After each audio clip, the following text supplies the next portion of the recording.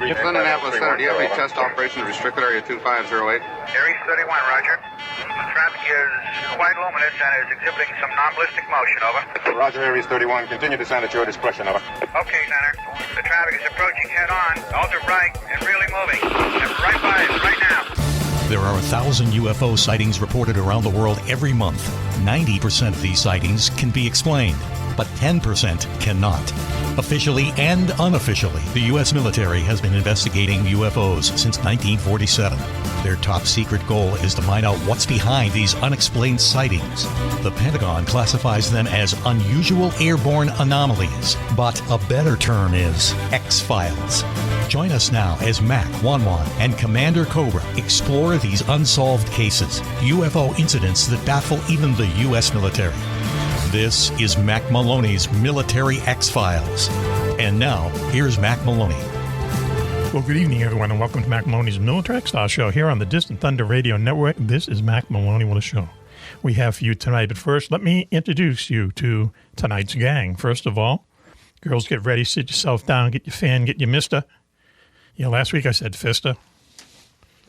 Does anyone remember that? Anyway, whoa. And your fan, your mister, Ouch.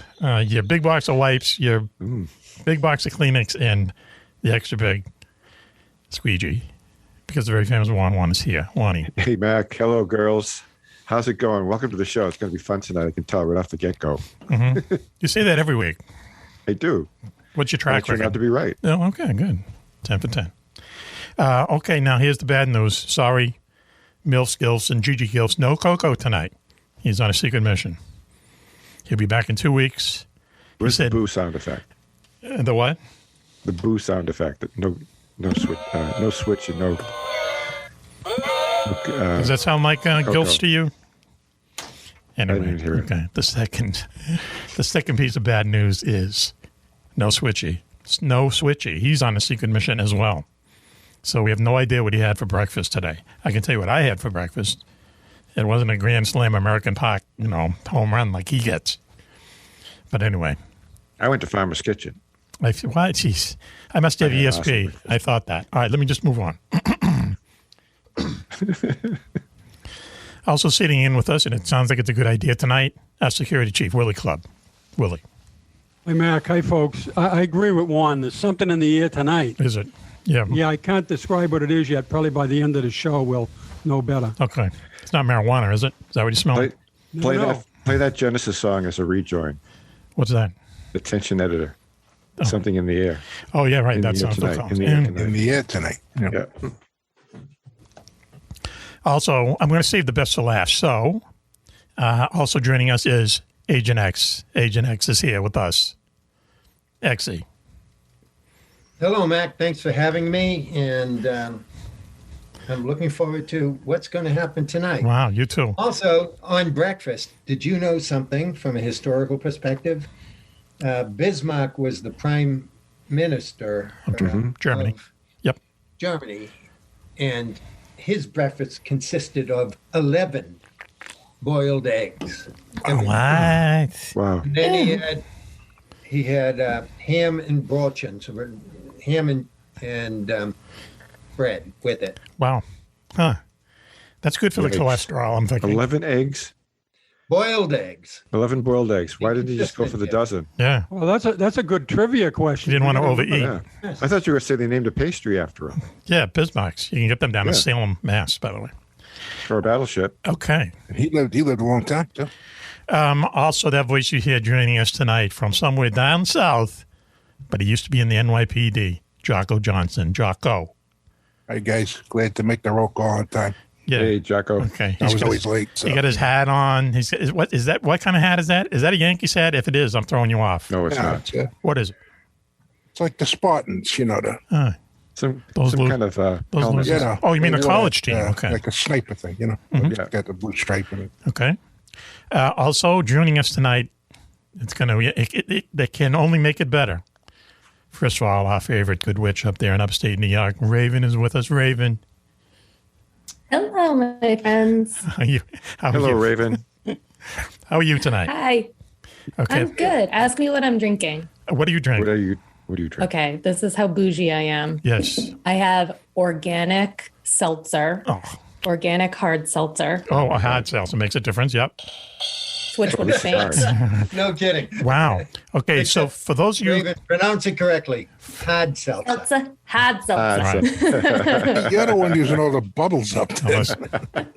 For those of you at home keeping score, it's a no bun night. No bun tonight.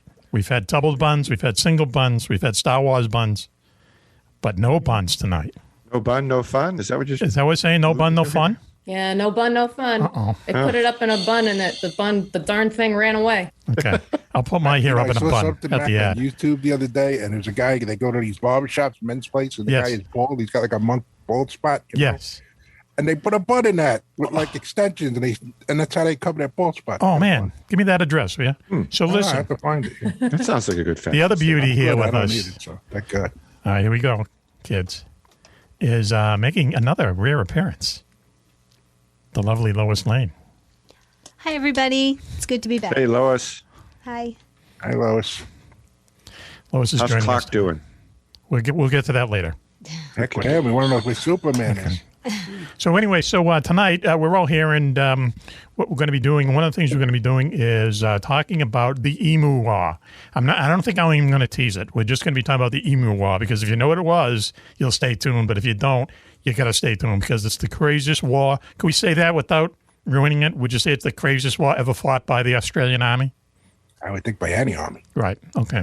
All right. So we'll be doing that very soon. And who knows what else? Oh, we have fan letters. We have letters from the fans. And also we have a couple lists. So let's see what happens when we're cocoa-free and switchy-free. Okay? Everyone ready? That means no restrictions? No, restrictions? right. Yeah, Just we didn't need squared those away. guys dragging us down. You ready there, Lois? Ready? Yeah, Okay, I can't let that go. I'm sorry. Okay, look.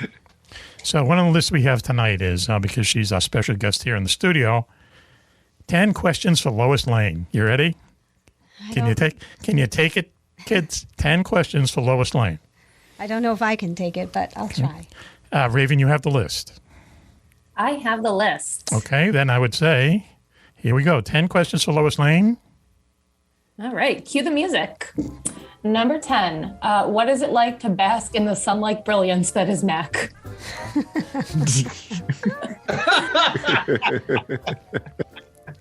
Who gave you that question, Raven?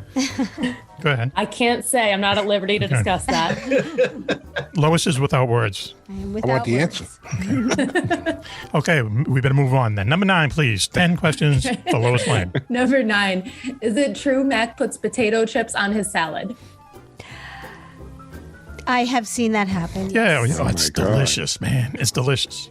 But not as good as I potato guess it's not chips bad. in Yeah. ice cream. That Yeah, sounds I'll go awful. try it. Hang on a second. Potato chips and ice cream. Who does that? I used to do that when I was little, and I ate ice cream and potato chips. Wow. Okay. Definitely. That's like the Are you kidding? French fries in the Wendy's Frosty.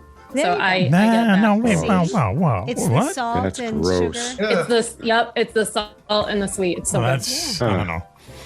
I Ice think cream and you tuna tried. fish mixed together, dogs and cats. Yeah, You know, and living running together. away. This is getting worse and worse. Go ahead. Okay. Question. You know what is good though? If you think potato chips on a salad is good, put onion rings on a pizza. Yeah, not a pizza with onions. Put onion rings on pizza, and I'm telling you, it is great. And also, if you really want to get I'll try industrious, boil up a bunch of cauliflower.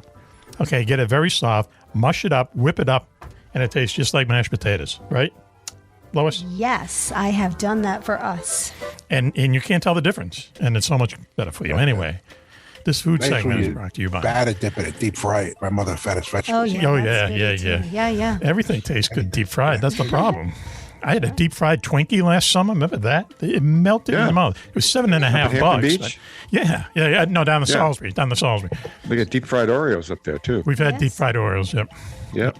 They're good. Anyway, okay. Next question. 10 questions for Lois Guys, I Lane. haven't eaten yet, but Okay. now I know, I'm going to be I'm able to hungry. eat. But go ahead. You can lose a little weight. You don't have This to is eat the tonight. culinary segment. Okay, go ahead. Yeah. Please, Raven. Next question. Number 8. Is it true Mack once beat you out of a role in a John Travolta movie? Absolutely true. That's a true story. Yep. Okay. Absolutely true. Do you want to tell it? I can tell it. ahead. I'm sure I'll be interrupted with lots of corrections, but Wow. Oh, man. well, you came home. Well, I came home from work one night, and you said we're going down to Boston this weekend because they're doing an open call for extras in this movie, and they'll pick you, and I can't wait, and on and on and on, convincing me to go. It took 3 days to convince her to go. We went on the last day, Sunday. Go ahead. So we're waiting in line. Thousands of people, literally thousands of people in this big nightclub. And they're handing out tickets, and they're 2 different color tickets. I don't remember the color, but let's say I get a yellow, he gets a red. And everybody else is getting yellows around us. And I was like, you totally got picked. And he's like, no. Well, we get in there in this room. I get stuck with a million people listening to what they wanted to do at Fenway. Yes. To show up and freeze and Pretend, because it was supposed to be a summer scene. Right. But This is October, and they wanted people to go to Fenway, be there at 4 a.m. in summer clothes with a boxed lunch all day for 4 days for $40 a day. And 90% of the people got out and walked out. I remember. Well, anyway. No, you don't remember because you didn't stay for that Okay, part. go ahead. You were pulled into another room. I was ushered away. And got pictures taken and fitted for wardrobe and got a part. And met John Travolta and the I whole was lot. John Travolta's best friend in this movie. Yeah. A civil action.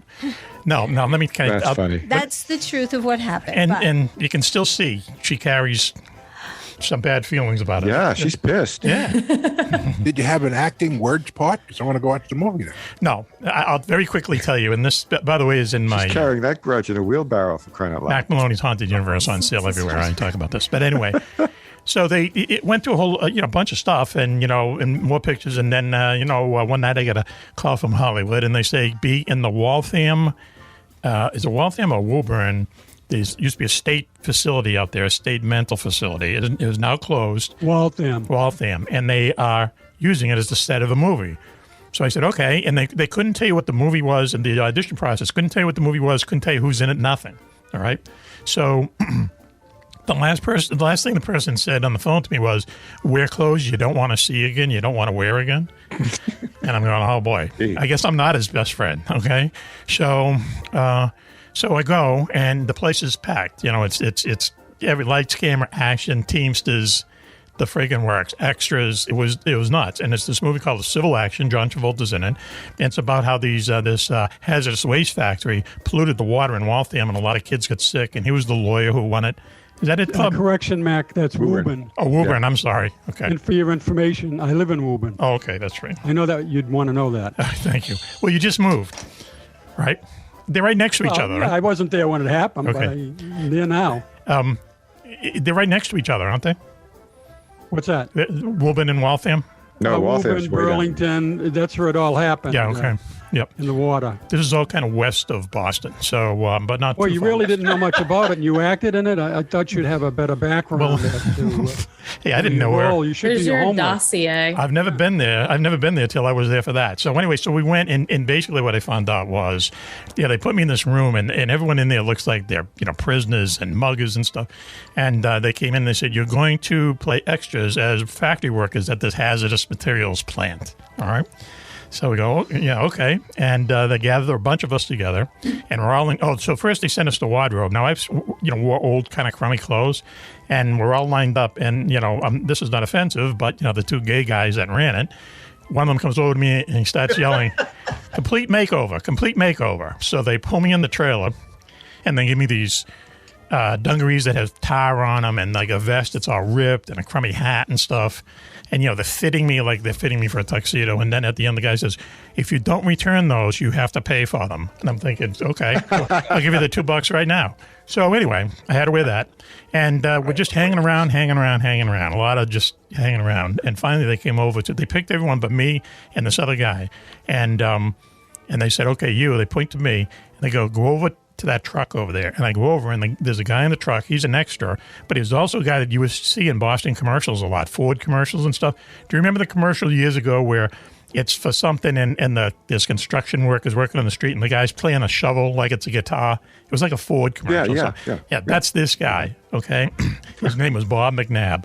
Big guy, just a character actor, funny guy. So I got to sit in the truck with this guy for 4 days when it's freezing outside. And we got the radio on, we got the heater going, and then every 25 minutes they say, okay, and we just basically drive by the camera. 1.2 seconds, I'm in the movie. Wow. Now they had picked I Lois. tell you, Mac, you have that story in one of your books, I think. Yeah. And that is the most Mack Maloney's Haunted Universe. But just to wrap this up. Fantastic story that I've told again and again and again all over. That is a good story. Great story. That's why my ears are buzzing. But this is a few of the things that happened there. First of all, and I've said this in the book too, we got to meet John Travolta. All right. He came over and shook hands with all the extras, and which I'm sure they all do. And I always thought before, I've said it many times, I just always thought he was kind of like another showbiz asshole, right? But he's actually a really kind of engaging guy, let's say. And so he met with everyone, shook the hand, took pictures and all that stuff. Okay, fine. But now we see him all the time now for the next 4 or 5 days. He's walking around, he has bodyguards with him, but people are giving him records to, sign and take my picture and stuff, call my mother on the phone. And he did it all, he did. Yeah, he did it all. So that's surprising. Yeah, I was really very surprised. Unusual. Yeah, I mean, I don't really guys- care for him one way or the other, but that's good to hear that at least they're all not. I just thought he was going to be used to another. call him John Revolta. Yeah, really. Yeah, I could tell you, I knew a lot of guys on the film and TV squad, in Manhattan, and they filmed all these movies in the police department, and they would say, a lot of these guys are real clowns. Yeah. They would not even look at you. I mean, the worst guy is Tom Cruise, they would say. Yeah. Well, we've talked about I never him met him. I don't know. I'm just telling you what I heard. Well, but, guys like that, terrible. So John Travolta was an unusual guy. He was good. He was good to everyone, he was just, it was kind of funny because you'd be walking around and then he'd be walking around where a couple days before I was like, oh, wow. Also, the guy who played Carla's husband in Cheers was there. That guy, he's... he gets, spoiler alert, right. He gets killed by a Zamboni. Yes, right, yep, he's in it. Can't think of his name. There's a bunch. Danny DeVito, was it? No, it's this guy who played Carla's husband. He was a hockey player, and she fell in love with him. Married on the show. And then the other thing is the food is excellent on the food on movie sets. What's his name? Jay Thomas. And the food on movie sets are unbelievable because they have this thing called craft services, and they actually drove 2 trailers across the country to cater this thing. And the food is just unbelievable. The only thing is that the union people have to eat first, and then everyone else eats. But just the union eats first, really? Yeah. Wow. Why did that not surprise me? Right. Well, they're feeding all the Teamsters first, okay? And plus the IATSE guys. There's a lot of Teamsters just hanging around, baby. I mean, just dozens of them. Okay. Don't you dare try to get something for them. Don't you mock Teamsters either. They had to ask them if it was okay if we got in the truck and drove it away. We're on the screen for 1.2 seconds, all right? But it's like, okay, we'll let them do it once. And because Bob was in the actors union, they let him do it. So anyway, and the other thing too is lots of downtime, but we played cards. I must have won $200 in cards one day. That's all, that's what we had to do. That was just kind of hanging around, eating well. Yeah, sure. So it was good. So it was a good experience. And at the end, the guy called me over, the guy who does the casting, and he said, hey, listen, he was basically saying, send me some updated pictures because maybe if you want to just kind of work again, let's go. It was $100 a day. And food and stuff. And I said, yeah, sure, for what parts? And he said, he goes, bar rooms and prison scenes. Yeah. His name, that's Kevin O'Keefe. Kevin O'Keefe casting in Kendall Square in Cambridge. Thank you. So anyway, that's what I beat Lois out for, all that fun. Poor Lois. She would have been bored to death anyway. Lois, she didn't miss anything. Oh, I know. It was a funny story. All the hurry up and wait stuff. Yeah. Right. No, but actually, Lois is far too nice to have been put in any kind of horrible situation like that. So what's that make me? Not nice. Not nice. Okay, let's get back to the questions. That's what you do when you want to get the gig. You tough it out. Right. Or not. Raven's already halfway through a drink. Let's next question, please. 10 questions for Lois Lane. Okay, number 7. Who's a better driver, you or Mac? Absolutely me. No questions asked. Man. Okay, next question, please. I knew that. Number 6. Okay. Have you ever seen Mack cry at a movie? I have never seen him cry at a movie, but I know what movie would make him cry. But, what is it? And therefore, we cannot watch it together because... 101 Dalmatians. No, I was going to say, is it My Dog Skip or Marley? Old Yeller. No, it's To Kill a Mockingbird. Right. I get misty-eyed when I watch To Kill a Mockingbird. Oh, now it's That's such a good misty-eyed. movie. Well, misty-eyed. Tomato there, Lois. Okay, next question, please. Raven. Number 5. Is it true that Mack gets dressed every morning in a phone booth? Is it true Mack gets dressed every morning in a phone booth? No comment. No comment. Excellent. Next question, please. Do they even have phone booths anymore? Where does Okay, why do you have to? now? I thought you had no comment. Okay, go ahead, please, Raven. Number something. Is it true that Mack doesn't hold grudges, thinks they are beneath him? Oh my goodness! If only it were true. Oh, come on. It's not even close to true. Hey, He go ahead. believes in grudges. And X, I guess, would agree with him because apparently that's something Irish. What's the motto of our neighborhood, X? The Irish Creed. Only hold grudges. Jeez, you put me on the spot. Oh, Jesus. Well, he's also drinking. It's like, No, I'm not. I'm drinking tea. all right, here we go. I'm giving you tea. I'll help you out here, X, because the Italians do the same thing. They won't just talk to that for like the rest of his life, even if it's a relative. That's it. Once you're dead, you're dead. That's how my grandfather was. That was it. Go ahead. See, and we always believed, don't get angry, get even. That's what the motto is. Exactly. Never forgive, never forget, always get even. That's the motto of our hood. I don't think that's any way to live. Well, I think Yeah, but that's not terrible about thing. the You grew grudges. up on fancy Long Island, Lois. You didn't Yeah. grow up like we did. it's not fancy to be kind and to make room in your heart and mind for kindness and forgiveness. We'll put a just- little music behind that for sure. Okay. Nobody could have said it better, Lois. Next Terrible question. thing. Great. Sometimes you gotta do what you gotta do. There you go, Jocko. Next question, please, Raven. Number 3. How many times have you caught Juan peeping in your bedroom window? Wow, I hope never. That would be. Within 10. You're in the clear, JJ. They haven't caught you yet. Be careful. Hey, listen, we've never mentioned this to Lois on the air, but do you remember the night he had to stay over and I had to put signs all around the house? Signs? I don't know about the signs. No, I He had wrote signs. I stayed over because I was. Oh, that hammered. you're Yeah. telling me. That Juan's in the house and, Because I get Yeah. up very early. dress up. Don't come out of the shower naked. One sleeping on the couch. And then he tells me Literally, he snuck that's what it downstairs said. like 6 times during the night. He scotch taped them everywhere. Yeah. Hey, listen, what if I didn't? Okay, I next wasn't taking any chances. next question, please. True. Ray. Number 2. What is Mack's least favorite meal? Least favorite? Oh, Yes. I don't know of any. well, least favorite meal. I don't know. What's my most favorite? Spaghetti and meatballs. Of course. What else? Even though he's Irish. Yeah, what am I going to say? Corned beef and cabbage? Yeah, well, that's. Where are those meatballs come from? A freezer and a spaghetti? No. Sauce? In Homemade. front of Jock? Come on. Homemade right here. Okay. We got a vowel at the end of the name. She's in business. She's actually half Italian. We found out about 10 years ago. There we go. Great. No, Not 10 years, Fantastic. but it I'll doesn't. be over Sunday. Really, yeah. Believe me, it filled in a lot of holes that she had some Italian in her. Isn't the joke which half? It's on my father's side. On the father's side. So, okay, why don't we wrap this up and go to the... Is it the last question, Raven? Yes. Okay. Thank God. Yes. Okay, well, Okay. The final question. On a scale of 1 to 10, 10 being the highest, how good of a smoocher is Mack? Again, no comment. Oh, what? No comment. That's really why. Raven, I lost the bubble. How good she's Played in the It's not fifth. personal.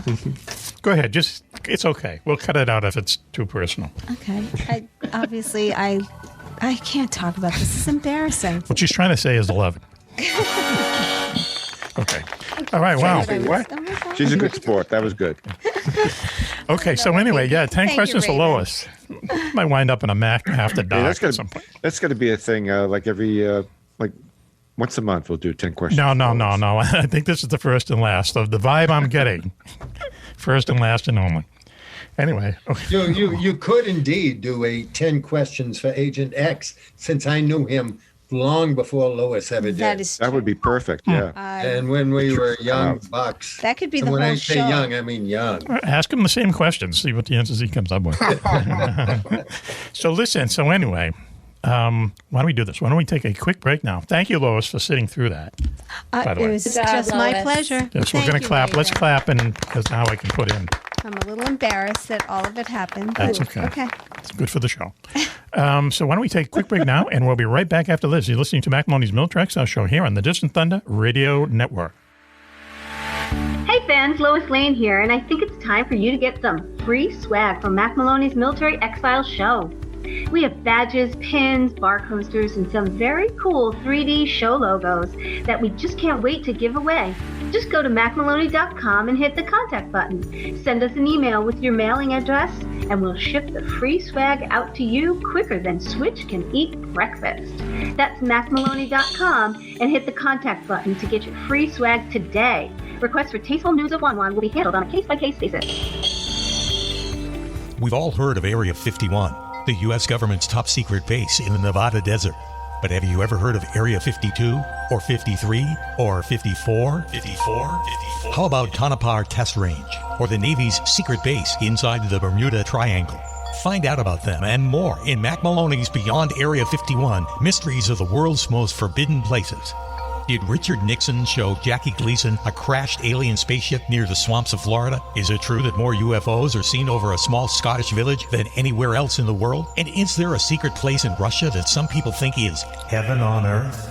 In Mack Maloney's Beyond Area 51, you'll visit more than a dozen top secret places around the globe. The haunted forests of New Jersey, a valley in Colorado where shadows come alive and humans can fly without wings. And where's the only secret base in America that's not been visited by UFOs? You've heard Mack talk all about these places on his radio show. Now you can read all about them yourself. That's Mack Maloney's Beyond Area 51, Mysteries of the World's Most Forbidden Places.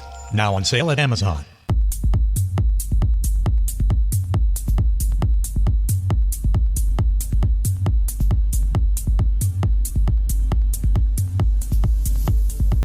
The members of the gang, girls, the very famous one is here. Hello, Mac. Good evening. Okay. Welcome, girls. You're wearing Rolling So all them Stones? guys too, and all ships at sea. Everybody. Rolling Welcome Stones? aboard this. Rolling Stones gear tonight? Nearly not. No gear on tonight. I don't know why. I think I just hung it up for just the day. Still in mourning? Okay. I got the flag behind me though. Yeah, the big tongue. Yep. Also, I'm celebrating their tour though. They kicked it off a couple of days ago. Yes. Well, they played My private. daughter is going this weekend. She lives in Charlotte. Oh, wow. Yeah. They played a private party for Bob Kraft, and that's how they started off this tour. $5 million, 150 people in the audience at Gillette Stadium. Wow. Here's Keith calling me now. Anyway. Okay, so also not here with us. Sorry, girls. I mean, older girls. Commander Corporate's on a secret mission. And while we're talking about older girls, Switchy isn't here either. So no Switchy, no Coco tonight. But filling in instead is our security chief, Willie Clubb. Hi, Mac. Hi, gang. Great to be here tonight. I really miss Coco, but particularly I miss Switch. But I know, I didn't want to get it out of the bag, but his secret mission has something to do with hair. The system, the hair system, maybe. He might need they call it a reweave. You know, he got to go and have those things weaved every few months. He had the system redone. It takes a couple of days, because they have to drill things in your head. Yeah. Oh, yeah. Read them in there. They're like staples. But hopefully he'll tell us next week. The snaps, the Velcro. The plugs. Wow. No. Over there, plugs. No, they hook into the cranial cavity. That's all I know. They're pretty advanced. Yeah, he misses you too, I'm sure. But look. I love Switch, man. I love that guy. We all do. Also with us is Agent X. Agent X, how you doing? Thanks for having me. You guys are so mean. I agree. Wait a minute, hang on. Don't get angry, get even. Who just said I agree? Hey, listen, X, you could use a hair system. Do you ever consider that? See me in person, not on the Zoom. All right, here and we go. you'll see exactly Yeah. Whoa. how I look. I'm seeing a lot of old dried skin at the top of your head, no? Yeah, that looks like something. That looks like something Switch had on. Yeah, yes, I agree with I don't you. have anything on. Would you just get a haircut You today? guys, who do you guys trade them or what? Yeah. And this is the first time I ever realized it because I just reread The Brothers Bulger, and Clubber looks exactly like Whitey. Yeah, no kidding. See, we're trying to keep that a secret. Yeah, that's true. Keep that off the radar. But now he does. I think he's got the white Red Sox hat too. Yeah. Oh, yeah. We got to do that, man. We all got to just go out to a bar, and Clubb wears his Whitey Bulger outfit, with the white Red Sox hat, the white T-shirt, the shades, and see if people. Of course, on the other hand, let's discuss what's going on here. 1, 2, 3 people have hats on here. 3 males. Go ahead. I got hair under my hat. And Clubber has no pride. He just, shows it all. Yeah. It's too big for a hat. Yeah, There you go. That means a big one. The boss told me He's very handsome the way he looks right now. Okay. I'm just following orders. But, if he's Whitey Bulger, I got to tell you, you got to find the poem they read at Gotti's wake. John Gotti, when he died. I'm still convinced he's alive somewhere. Does he mention Whitey? I'll dig that up for you for one day. It's amazing because he even said, I'm still alive. Don't look for me. Is that right? Yeah. It's an amazing poem. You got to hear it. He died in prison. Right away. The next thing you know, he died in prison. Nobody saw him. They buried him. And that was it. And that was it. It was just like Capone. Same thing. Yeah. But the thing is this. And what, hey, Whitey, you would know. Did you know him or what? Of course I knew him. All right. Let me introduce everyone else. What did Gotti say when Whitey Bulger supposedly won the Mass Millions? Oh, go ahead. What did he say? I have to censor it. That Irish F. They knew each other well. Okay. All right, so listen. Actually, what he did was he knew Lois. he knew a guy in a liquor store in Southie allegedly won the ticket, and he went in and he muscled the ticket off of the guy for about $1.1 million. Anyway, listen, Whitey Bulger, just the crime part of the show. Let's introduce Jocko Johnson is with us. That voice you heard earlier, 10 years in the NYPD. Jocko, how you doing? Are you armed? Hey, Jocko, looking good. Get right on the microphone there, big guy. Get it right on the mic. How's that? Good? There you go, yeah. There we go. Are you armed right now? Are you carrying? I got them all over the place. Really, suddenly the show's turned into an episode of The Untouchables. Wherever you got to be. I got them just strategically placed for any kind of trouble. Okay, good plan. That's smart. Mm-hmm. That's why I have baseball bats all around. This is the guy carrying. He's like FedEx for crying out loud. Look at him. Hang on. Okay. I think he's got weapons in the bookshelves in the background there. Yeah, they're fake books. Not like Clubb. George Washington's musket. Pistol. His pistol. Is it loaded? Really? All right, let me introduce. Can I introduce the rest of us, please? Sure, go ahead. Okay. Our favorite good witch up there in upstate New York, Raven, is with us. No Bun Tonight fans, but Raven is here. I'm here. Hi. Thanks for having me. Remind us what you're drinking tonight. What's the drink du jour? It's called Crook and Marker, and it's an organic hard seltzer because if you're going to be bougie, just go all out. Bourgeois. What's the alcohol? What's the alcohol content? It's like a beer? I don't know, actually. Whatever it is, double it. Who cares? Right. Who cares? So what's organic about it? Made with water. It was made with organic love, JJ. Oh, okay. Well, you know what organic is. It's all recycled. Is that what it is? Organic means recycled. Now I'm looking for the alcohol content, and this is going to take a minute, so we might as well move past it. In the meantime, why don't we introduce our other special guest? 8%. In the audience. Well, I suppose the audience. In the station tonight, in the studio tonight, the very famous Lois Lane. Lois. Hi, everybody. It's good to be here. Is it really? Hi, Lois. Just get those cool glasses on. I do have glasses on. Yep. That librarian glasses. She's not quite as cool as Raven's glasses from the other week. She's looking. Yes. She's grading. Is she grading exams again? Is that what she's doing? Yes, she is. My exam. Hey, do you still have those glasses, Raven? Yeah, I need them to see. Put them on. Yes, I need them to see. Well, I have contacts then. I almost put my blue blockers on because I started to get a headache, and then I was like, nah. Okay. Those are over there. There's a lot of jokes in there, but I'm not going to go into it. So listen, we get fan letters, and Clubb is the first line of defense. When things come in for us, he collects our fan letters and he vets them. Some of the packages have to be submerged in his pool for 30 days. But in the ones that we can read, we have a bunch of them tonight. So Clubb, please.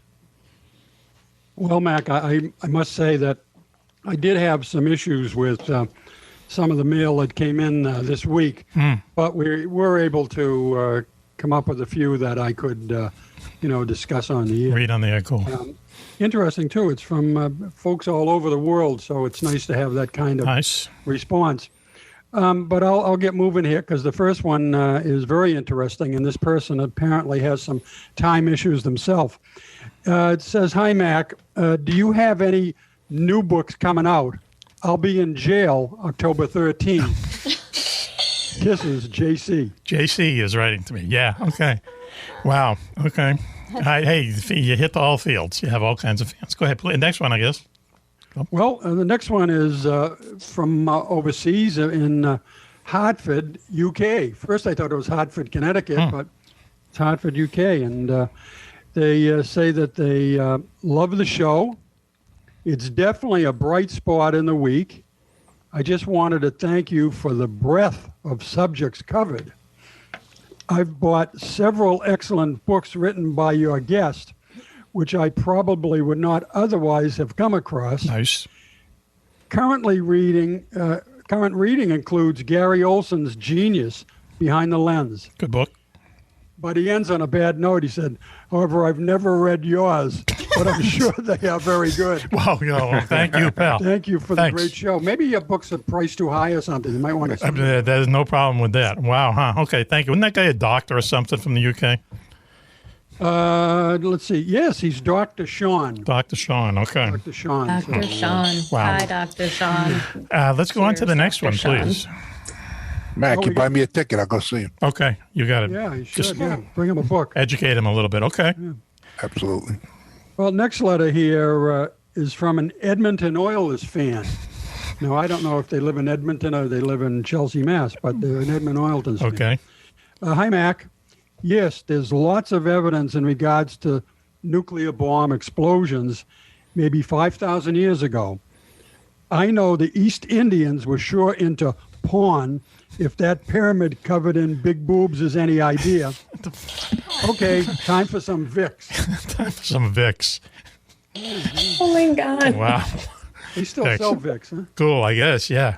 Yep, some people like the smell of it. Yeah, they sell Vicks. Do they? Oh. Yeah. Vicks Vaseline. Yes. My mother used to put spoons full of Vicks in hot boiling water in a pot. Yep. And then stand put over your face in it. A towel over your head, your face in and it's breathe that stuff. Yeah, yeah. You know, we used to do, we put it on our fingers. Everybody's mother did that back. I know it. We used to put it on our fingers and stick them up our nose. Yep. Yes, right, yeah. yeah. That Best too. effect. Keep your fingers up your nose with it, and it clears everything. As a child, I used to keep a small bottle under my pillow and sniff it. It worked. Yeah, there was something about it. I don't know. But anyway, yeah, okay. So some guy up in Edmonton, Canada is into the Vicks. That's cool. Well, he's an Edmonton Oilers fan. He didn't say where he's from. I get a feeling he's north of I get a feeling he's north of the border, but let's go. Next one is Dear Mac, why just tasteful nudes of Wan? Why not all of the men in the gang? Signed, I'm not Raven. I'm not That's Raven. who I thought it was from, but I said no. I mean, maybe she's trying to fool us. Okay. I guess we don't really know for sure, but Mack Maloney's Military X-Files show calendar might be a good idea at some point. Okay. I tell you, I got a yellow Speedo, and I think it looks good. TMI there, brother. There you TMI. Okay. Yeah, I could see. You guys just have to duke it out over who gets what month. Yeah. Okay. I'm for a little cheesecake. Oh, boy. Boy, did this take a wrong turn. What do you think? Cheesecake, guys, the calendar? I'm just seeing Jocko's plate on the big bed, man. That's the centerfold. That's July and August. And any picture I sent you's got to be from like 30 years ago. I'm sorry. What fun is that? Okay. Lois has left the building. I don't know if she's still here or not. I'm just rolling my eyes. You can't hear that. Okay. All right. Okay. Interesting. I'm not Raven. Okay. Next one, please. Yeah, Mac, I've selected one more. This one starts, and finally, Mac, we were received, and it says what it said, we were received a package mailed just for you. It's from Botswana. It appears to be a very rare rhinoceros horn. Say that fast. Very rare rhinoceros horn. There was a note attached, and it says, Mac, I'm on safari with my manservant, Boopsy. I shot this morning, used a .458 Winchester Magnum with a Model 50 bolt. Put it on your mantle and get a haircut. Love, Mom. Oh, Mom's been in touch. Okay. Okay, good. I was wondering who that was. Yeah, every time you think you can't get any weirder, then you get an email like that. Then, Mom always thinks of Coco. She said, P.S. Kisses to Coco. Oh, wow. Patty wasn't here tonight. Even in absence, he's with us. Yep. Okay, wow. Well, there's our fan mail, at least what could be read on the air. That's some good ones. Okay, yes, right. So anyway. Good cross-section of our demo. Right.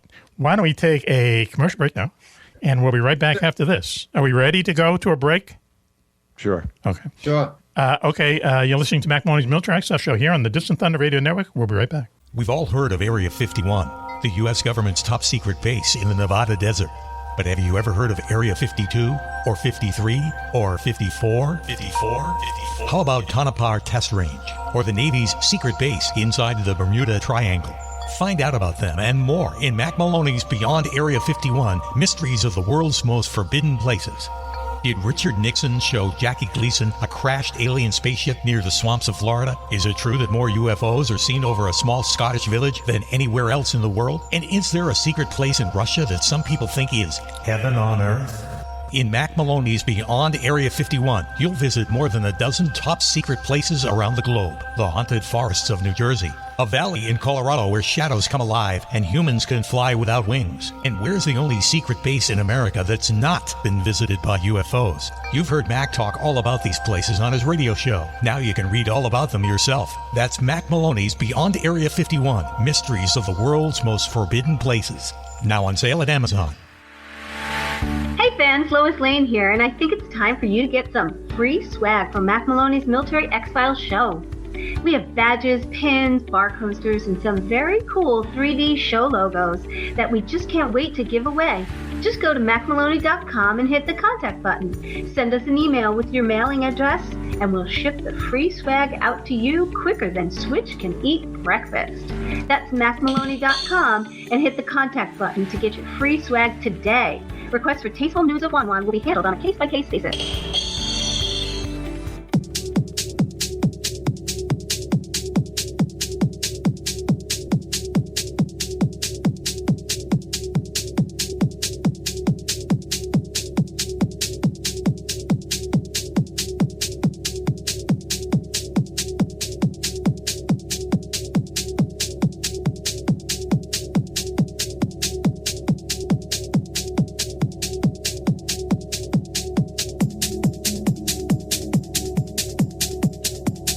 Welcome back, everyone, to Mack Maloney's Military X-File Show here on the Distant Thunder Radio Network. This is Mack Maloney. Hey, listen, we have a real gang here tonight. Let me introduce them. JJ is with us, girls. Hello, Macaroni. How's it going? Glad to be here. Glad to be anywhere, as a matter of fact. Words to live by. Also with us, Willie Clubb, security chief. Hi, Mac. Hi, everyone. Fun night Clubb. tonight, as we expected. Okay, good. So far, so good. Also, Agent X is with us from his lair. Hello, Mac. Thanks for having me, and I'm really having a good time. Are you really? Good crew there. How come you don't have any lights on in your room? What's going on there? I was just going to say They shut off the electricity? No. It's kind of a mood. I like it. Is it a mood? Light behind. It's kind of that, with the sleeveless shirt, it's kind of like the survivalist mood, you know what I mean? If there's a war, you got to bang on his door. Hopefully he'll let you in. Balmy earlier today. Well, I was out walking my dog for 4 miles. What were you doing? It was a dog walking you. Probably watching soap operas. Correct. Okay. You're right. Okay. Also with us is our good friend, Jocko Johnson, down there in South Carolina. Down south. 10 years with the NYPD, though. Jocko, how you doing? Hey, guys. Good. How are you guys? I'm glad to be here. Good. Having a great time. Good. All right. Him so far, too.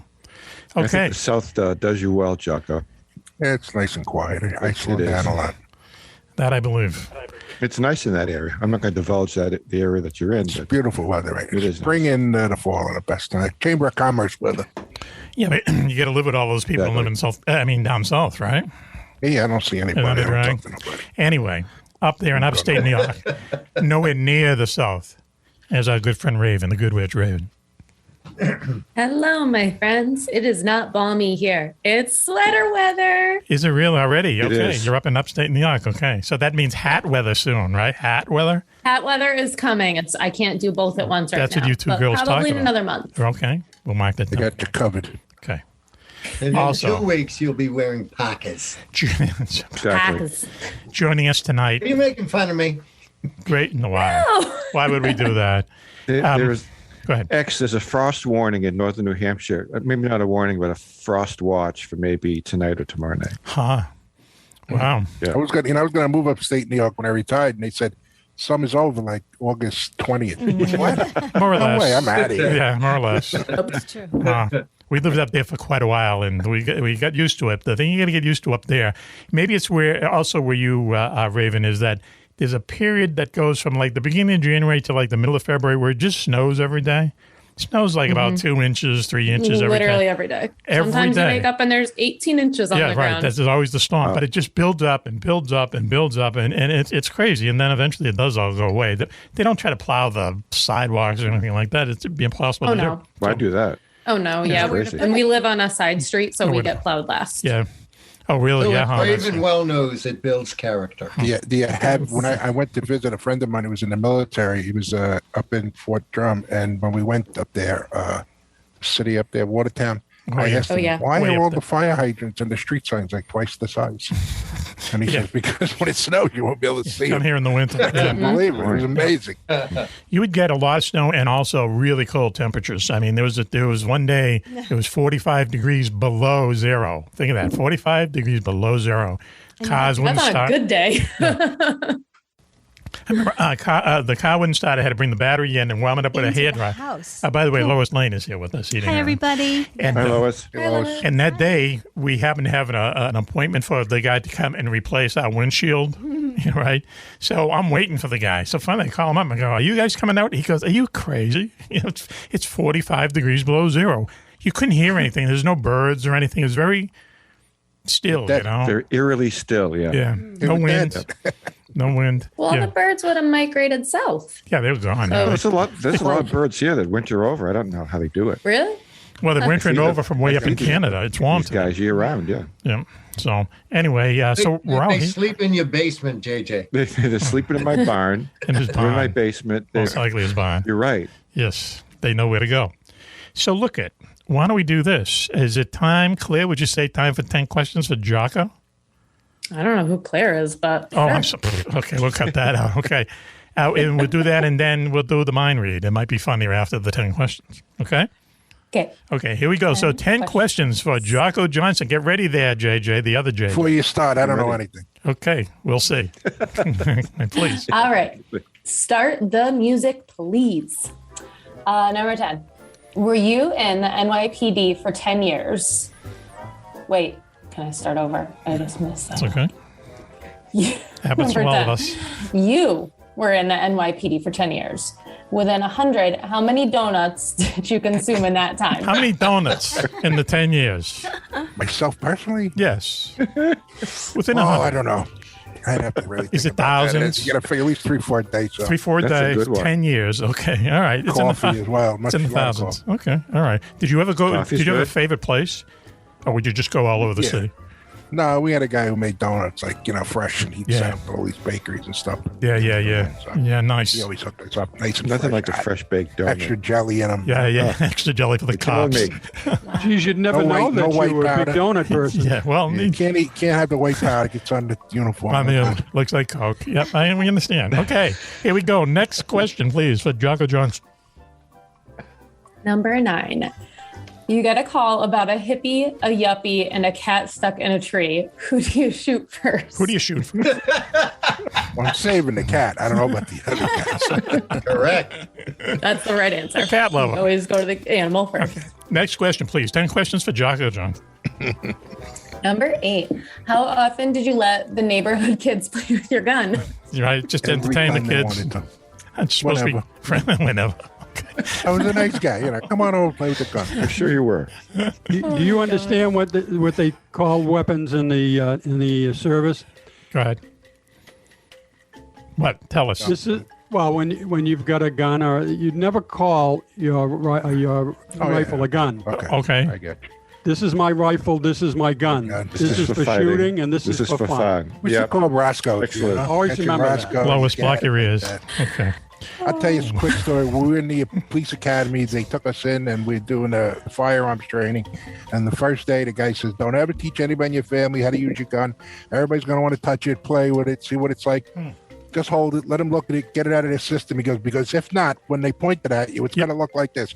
And he picks up this wooden cutout of a gun that was about 7 feet long, and he pointed it at you. The barrel was like that big. The visual effect. Thinking, okay, I got it. Wow, that's good advice. You know that's really good advice. That makes sense. Yeah, just a brief story. My grandfather, who grew up with us, I grew up in the same house that he lived.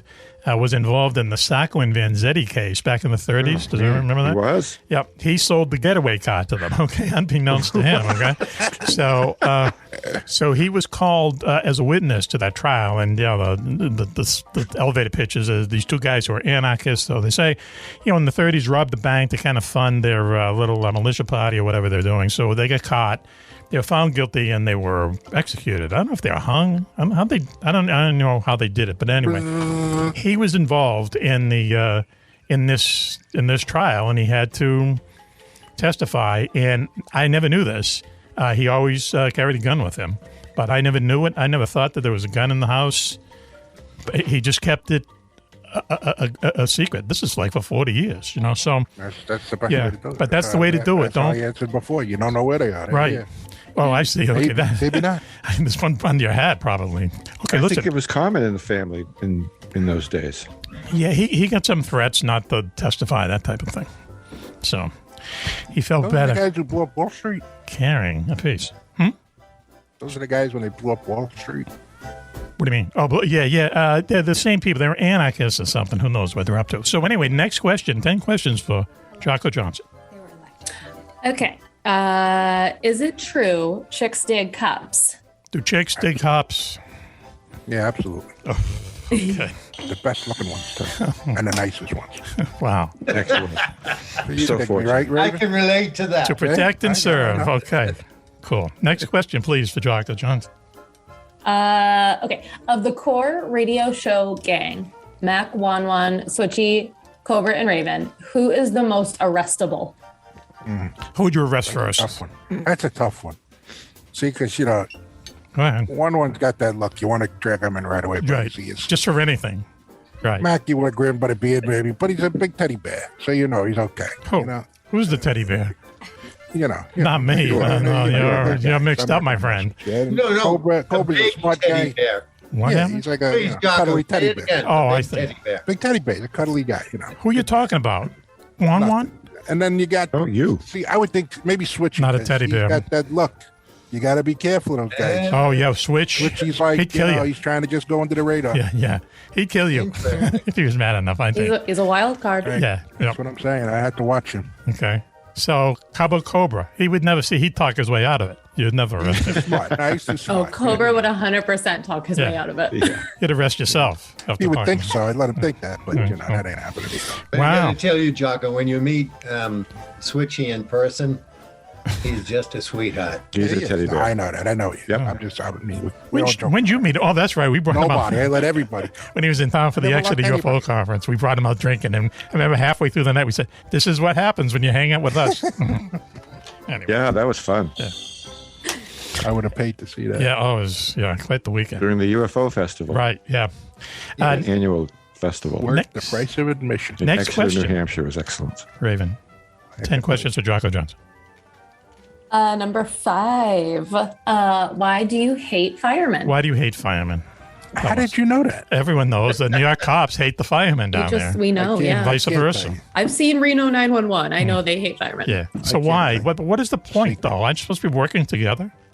Well, see, like we actually work, and we're out there like a target, all the time. Okay, go ahead. And they just go into burning buildings? They're sleeping for like 48 hours and they go home to a second job. Maybe that's a good point, actually. Then they got like sticky fingers and they get you in trouble because they think, they call them the 40 thieves, right? Yeah. Like we're taking stuff. And allegedly. We never take nothing. We don't know what's going on. We never went in there. Listen, on fire. Not to disparage these guys because they're brave. Yeah, I mean, dedicated men. And after 9/11 and so on, maybe people's opinion changed. But did you remember the first World Trade Center attack? It was in like 1990, 91. Was it 94? Okay.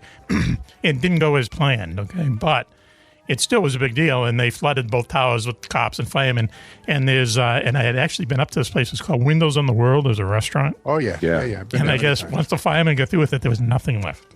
They ate all the food. They were hungry. The guys figured the refrigerators were going out, so they let them eat. I'll tell you a fast thing. A lot of booze, firemen, the FDNY, they are great guys. Yes, go ahead. There is no fire department in this world that fights a fire from the inside out, and they still do it. They will go in and attack a fire. Most fire companies, fire departments, they'll stand outside, squirt water on it, especially if there's nobody in there. They won't even look unless you tell them, oh, my baby's upstairs. They will just squirt water on it and put it out. But those guys, they will go in, they will attack it, vent it, they will take it apart, and they won't leave till the last spark is out. Yeah. Okay, that's good to hear because I remember reading a story that the tensions were so high between the cops and the firemen. I think this was pre 9/11. I'm not sure. Yeah, I know there was an incident where a cop said something to a fireman, and the fireman threw an axe at him and hit the back of the police car. And, I mean, that's pretty brutal, man. It's like what Viking happened was stuff. New York City pretty much fireproofed itself. If you look on all the cans of like flammable materials, butane, lighter fluid, it's all got FDNY, whatever, certified, NYC, whatever. It's the standard, right, for the country.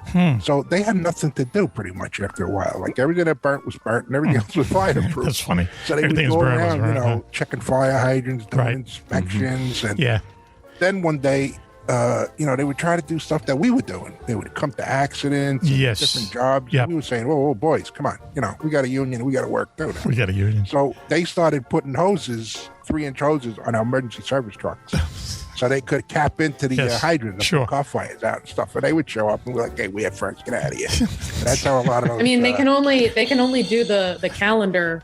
That's like a one-shot that's right. thing. That and then takes they're done. one day. What are they going to do with the rest of the day? That's how a lot of those axe throwing and different things come back. Anyway, no shade on firemen. That's good behind the scenes stuff. Yes, that's fantastic. I love the Jocko's behind the scenes. Oh yeah, he's behind the scenes, baby. That's really. Tell you some really good stories. I want that tea. There's movie treatment there. Why don't we go on to the next question? Top 10 questions for Jocko Johnson. Number 4, true or false? You started a Jamaican beef stick company called Jerking with Jocko. Right. No, they were beef patties. Jamaican beef patties, maybe goat, because they had a little fur in there sometimes. Mac, you sent me the wrong information. Why? What's up? The beef patties, the little... Jerking with Jocko is wrong? How'd I mix that up? It's just the cover for Jerking with Jocko. Jerking with Jocko. Just an excuse to get that in there, that's all. I love it. Best I can here, Your Honor.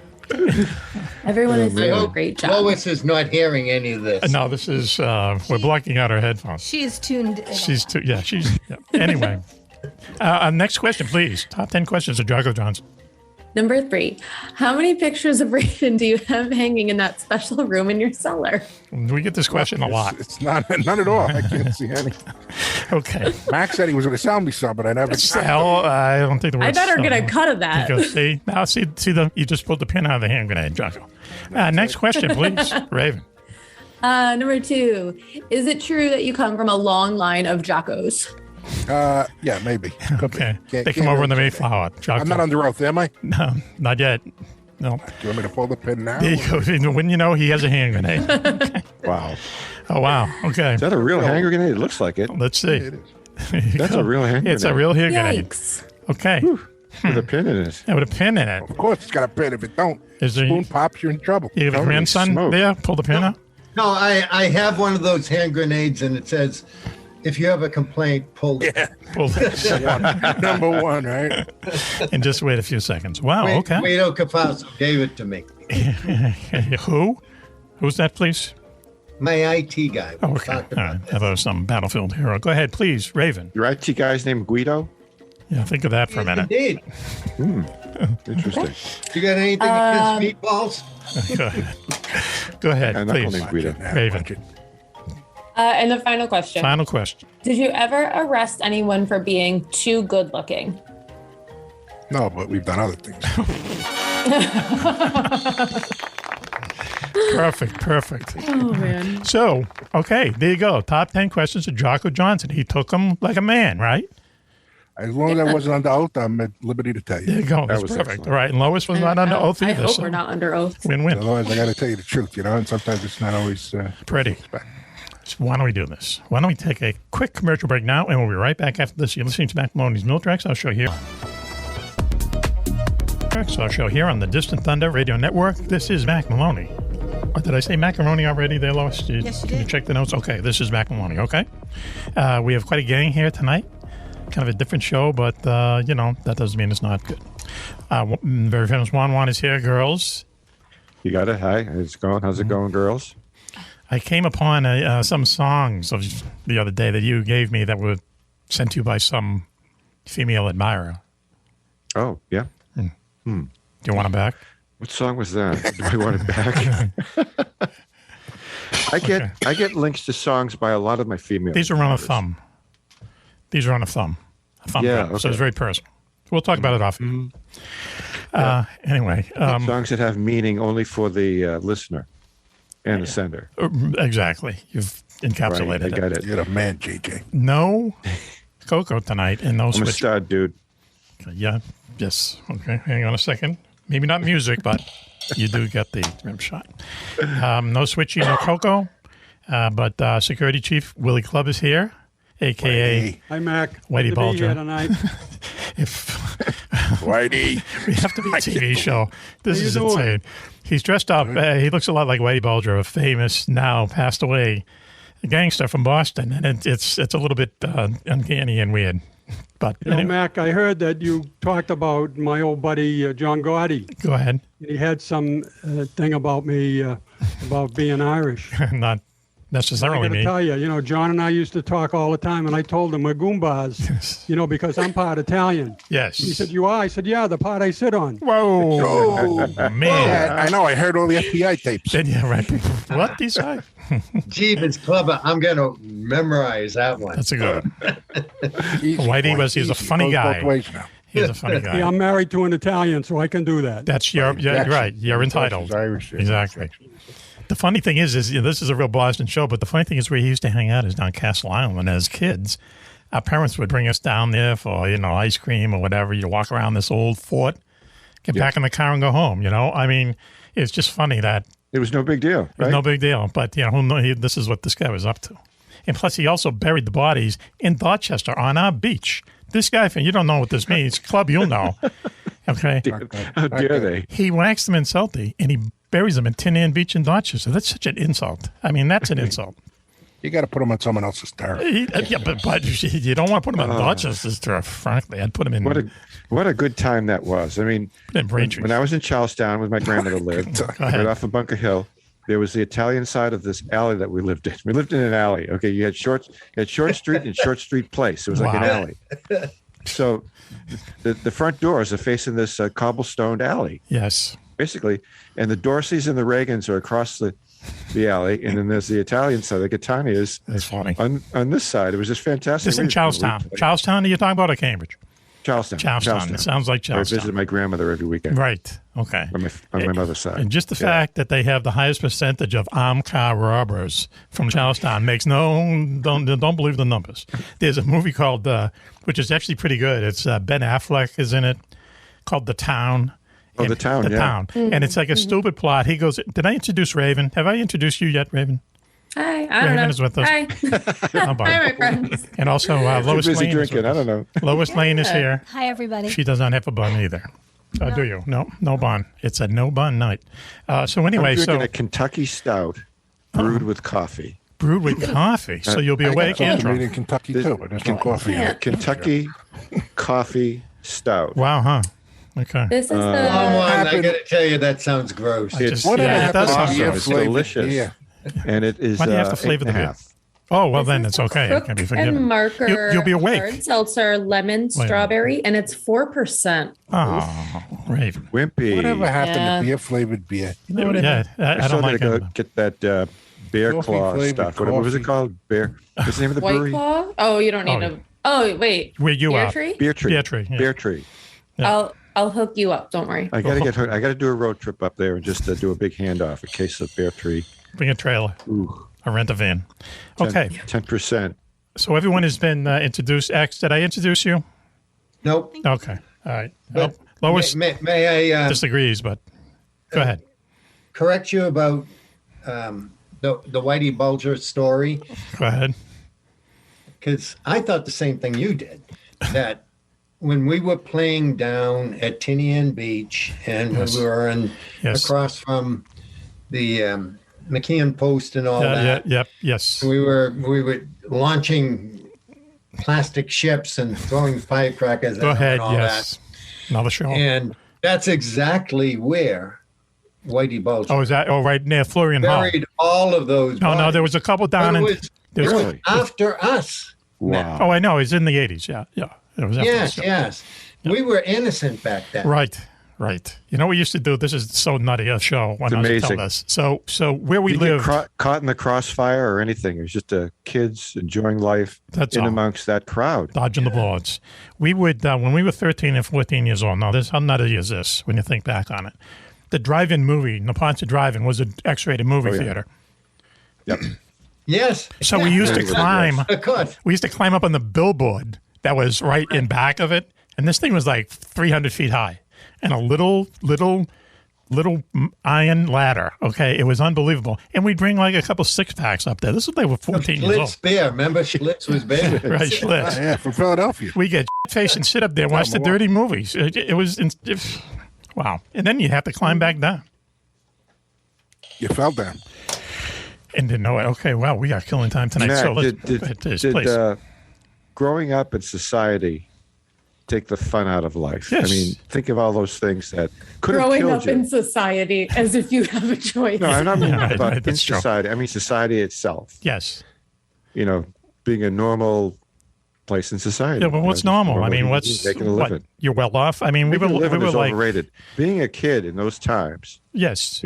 In those mean streets of, like for me, Cambridge and Charlestown. Charlestown. I hear it. I hear Cambridge. It now. Yeah. And then there's Charlestown. Yes. Right. That's a yin and a yang there, my friend. Right? One. It was Cambridge was a woodsy little rich people place. It's right. Charlestown was Harvard okay students back hanging then. out. Yeah. But it was character building for us. Yeah, sure. I think. Well, yes, some of it was, let's say. Yep. Anyway, Charlestown is where all your relatives lived. You always had like a family of relatives living in Charlestown. Yeah, you're right. Them. Bunker Hill Day. We always went to open house. Big always day. had open house. With the Hoodsies. Yep. You bopped in on families that you hadn't seen in years and, got a piece of lasagna and some antipasto salad and off you went and have a nice day. And we didn't have any lasagna at my aunt's house there, but no. Like pork and cabbage or something. Yeah, Jocko's eyes are glazing over. Yeah, I know. Let's go. He's not drinking coffee-infused beer. He might fall asleep. So listen, Raven has a crystal ball, okay, and she knows how to use it. So we're going to she knows how to use it. We're going to delve into Jocko's life. Yeah, I do. This is all Jocko all time tonight. This is Jocko. This is your show there, dude. JJ, number 2. Right, you should cut it up and save it for like another Let's see what happens. We're going to add music. I can tell you that. Okay, so listen. Surrounded. Look into your crystal ball there, Raven, and tell us everything we want to know about Jocko. Yeah, so talking about Jocko's birthday, which is August 10th, this is the day of the velvet voice. And if that doesn't make, everyone just have like an aha moment, then I don't know what will, because it's so appropriate. So having August 10th as his birthday, he's a Leo, he's a fire sign, and he is ruled by the number 1 and the sun. So you have a voice that must be heard. This trait draws people to you. Stop police. Bang, bang. What? Yeah. Well, bang, bang, stop police. What more do you need to say? Yeah, it makes so much sense. Go, please. It draws people to you because of your liveliness and your good humor. You're highly dependable, and you have a great capacity for making others feel good, which is what makes you a great entertainer. Wow. You can be difficult to reach emotionally sometimes. Wow. And you do not tend to open up on a personal level. However, you do have a strong desire to have an audience. Wow. You may suffer greatly if your work goes unappreciated, which could allow for a cynical attitude to kind of overtake you. And you are eager to rise to the top, but you need to be aware of this road, as you may overwhelm others by your energy and just how tremendous it is. So, Jocko, calm down. This is the closest. Actually, this is the closest we've been to tarot really. card here. Sorry. Oh, tarot cards. Get ready. Tarot cards. Oh, this is bad. You are the Wheel of Fortune. TV this is show. a great card. With that. Yes. Can you see it? Yeah. Okay. This card signifies a reversal in fortune. It does suggest that nothing is permanent and to expect change. Like tour, I'm gonna croak. Vegas. No, go to Vegas, baby. It means that no success or failure is permanent. It's a good card because it's the best of both worlds, I guess you could say, in a way that your successes mean that much more to you. Wow.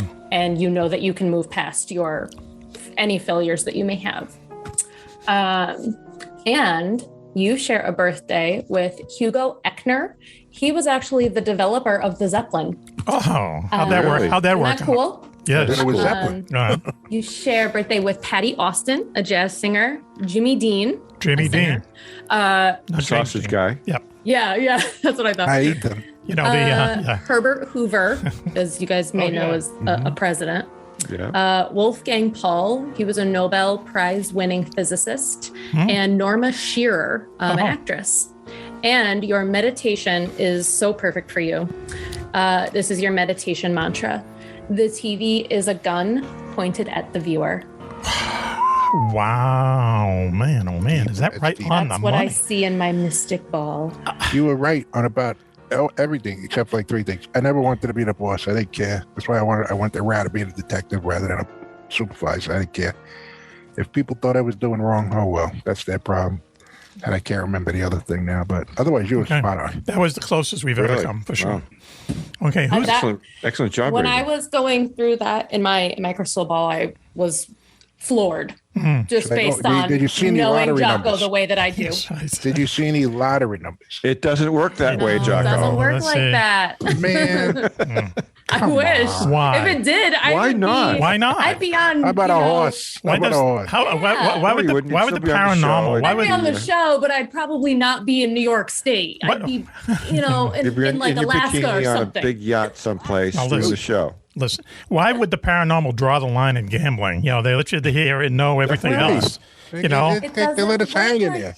Meanwhile, look at Unless I have a dead relative that's like, the winning lottery numbers are 27. Nobody wants me to succeed like that. It doesn't work like that. You gotta, play to. Hey, listen. I'm looking at Clubb. He's scaring the hell out of me now. He hasn't moved 1 inch since this whole Whitey thing has taken over. Look at him. We got to be a TV show. I'm just taking this in like a sponge. I'm just unbelievable. Wowee. Okay. If anybody looks like anybody, he looks like Whitey, so unbelievably accurate. That's what I mean. It's kind of scary. You know how Whitey used to just kind of stand there and look out at everything? Eat your heart out. I know, it's the whole thing. This has to be the Boston show. He should go on Keno. Keno? What? On Keno? Casino? Oh, what's that thing? The thing. Camino. Oh, Cameo. Oh, yeah. Cameo. Right. He should go on Cameo as Whitey Bulger. And that we can, look at. Right. Whitey Bulger ain't dead. You know what? He's alive. Spell the name Whitey differently. Spell it with 2 E's and not the wants Y. Cameo. If anyone wants a cameo from Whitey Bulger, hit us up. 4% in that drink tonight, folks. Autograph some merchandise. He's mixing, man. Something's like color. I never remember the name to that thing.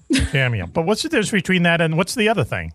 OnlyFans or something? What's the one that Right, OnlyFans, yep. OnlyFans. OnlyFans was the one that just banned porno. Right. Mac, Mrs. Warren just texted me saying that her mother had a crystal ball. Now, I told you that her mother does or did automatic writing, right?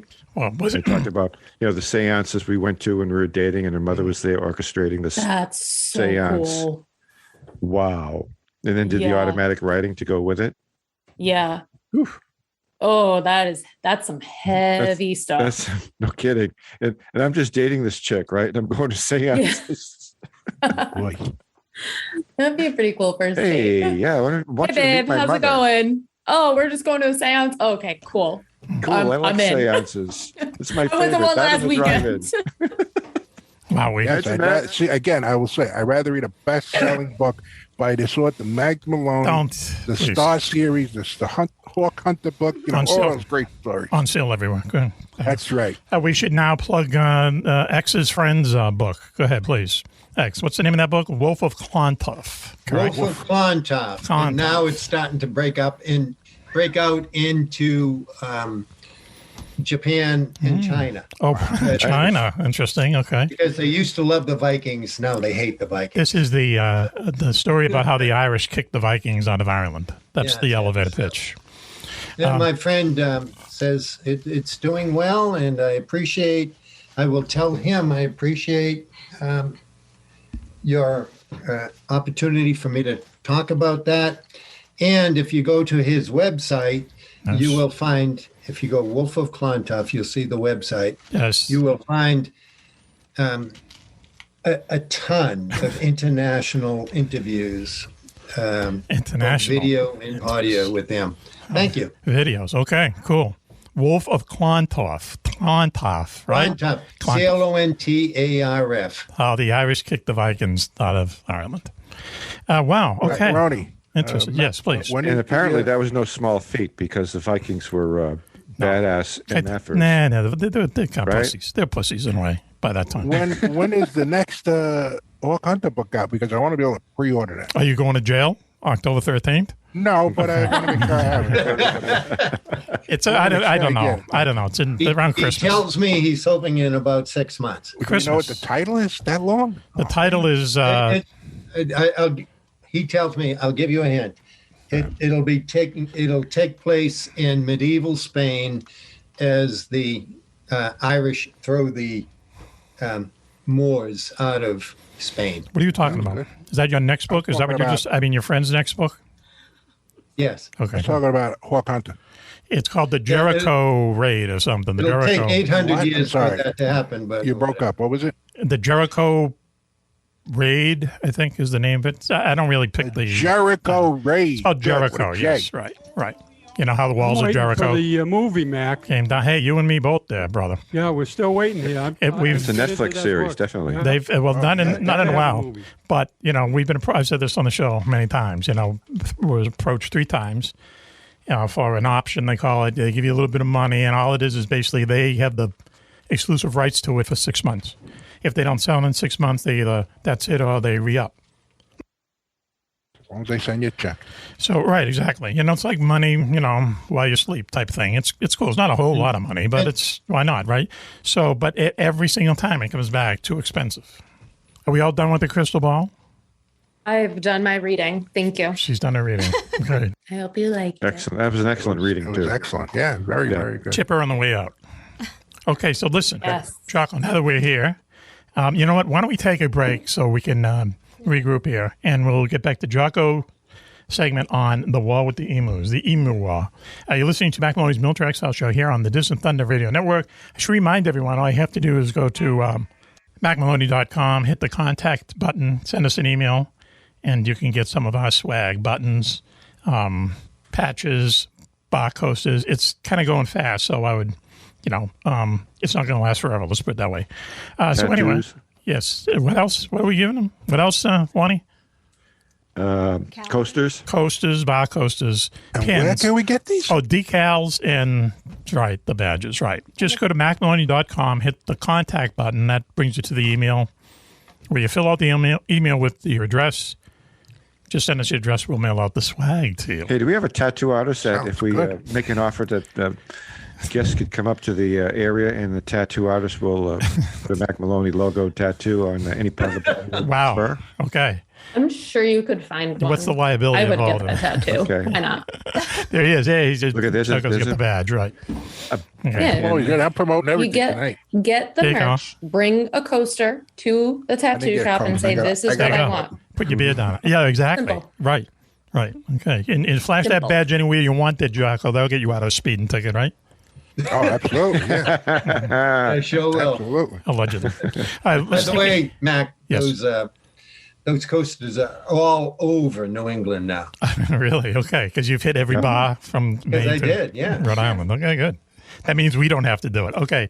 So listen, we'll be right back after this. We've all heard of Area 51, the U.S. government's top secret base in the Nevada desert. But have you ever heard of Area 52 or 53 or 54? 54? How about Tonopah Test Range or the Navy's secret base inside the Bermuda Triangle? Find out about them and more in Mack Maloney's Beyond Area 51, Mysteries of the World's Most Forbidden Places.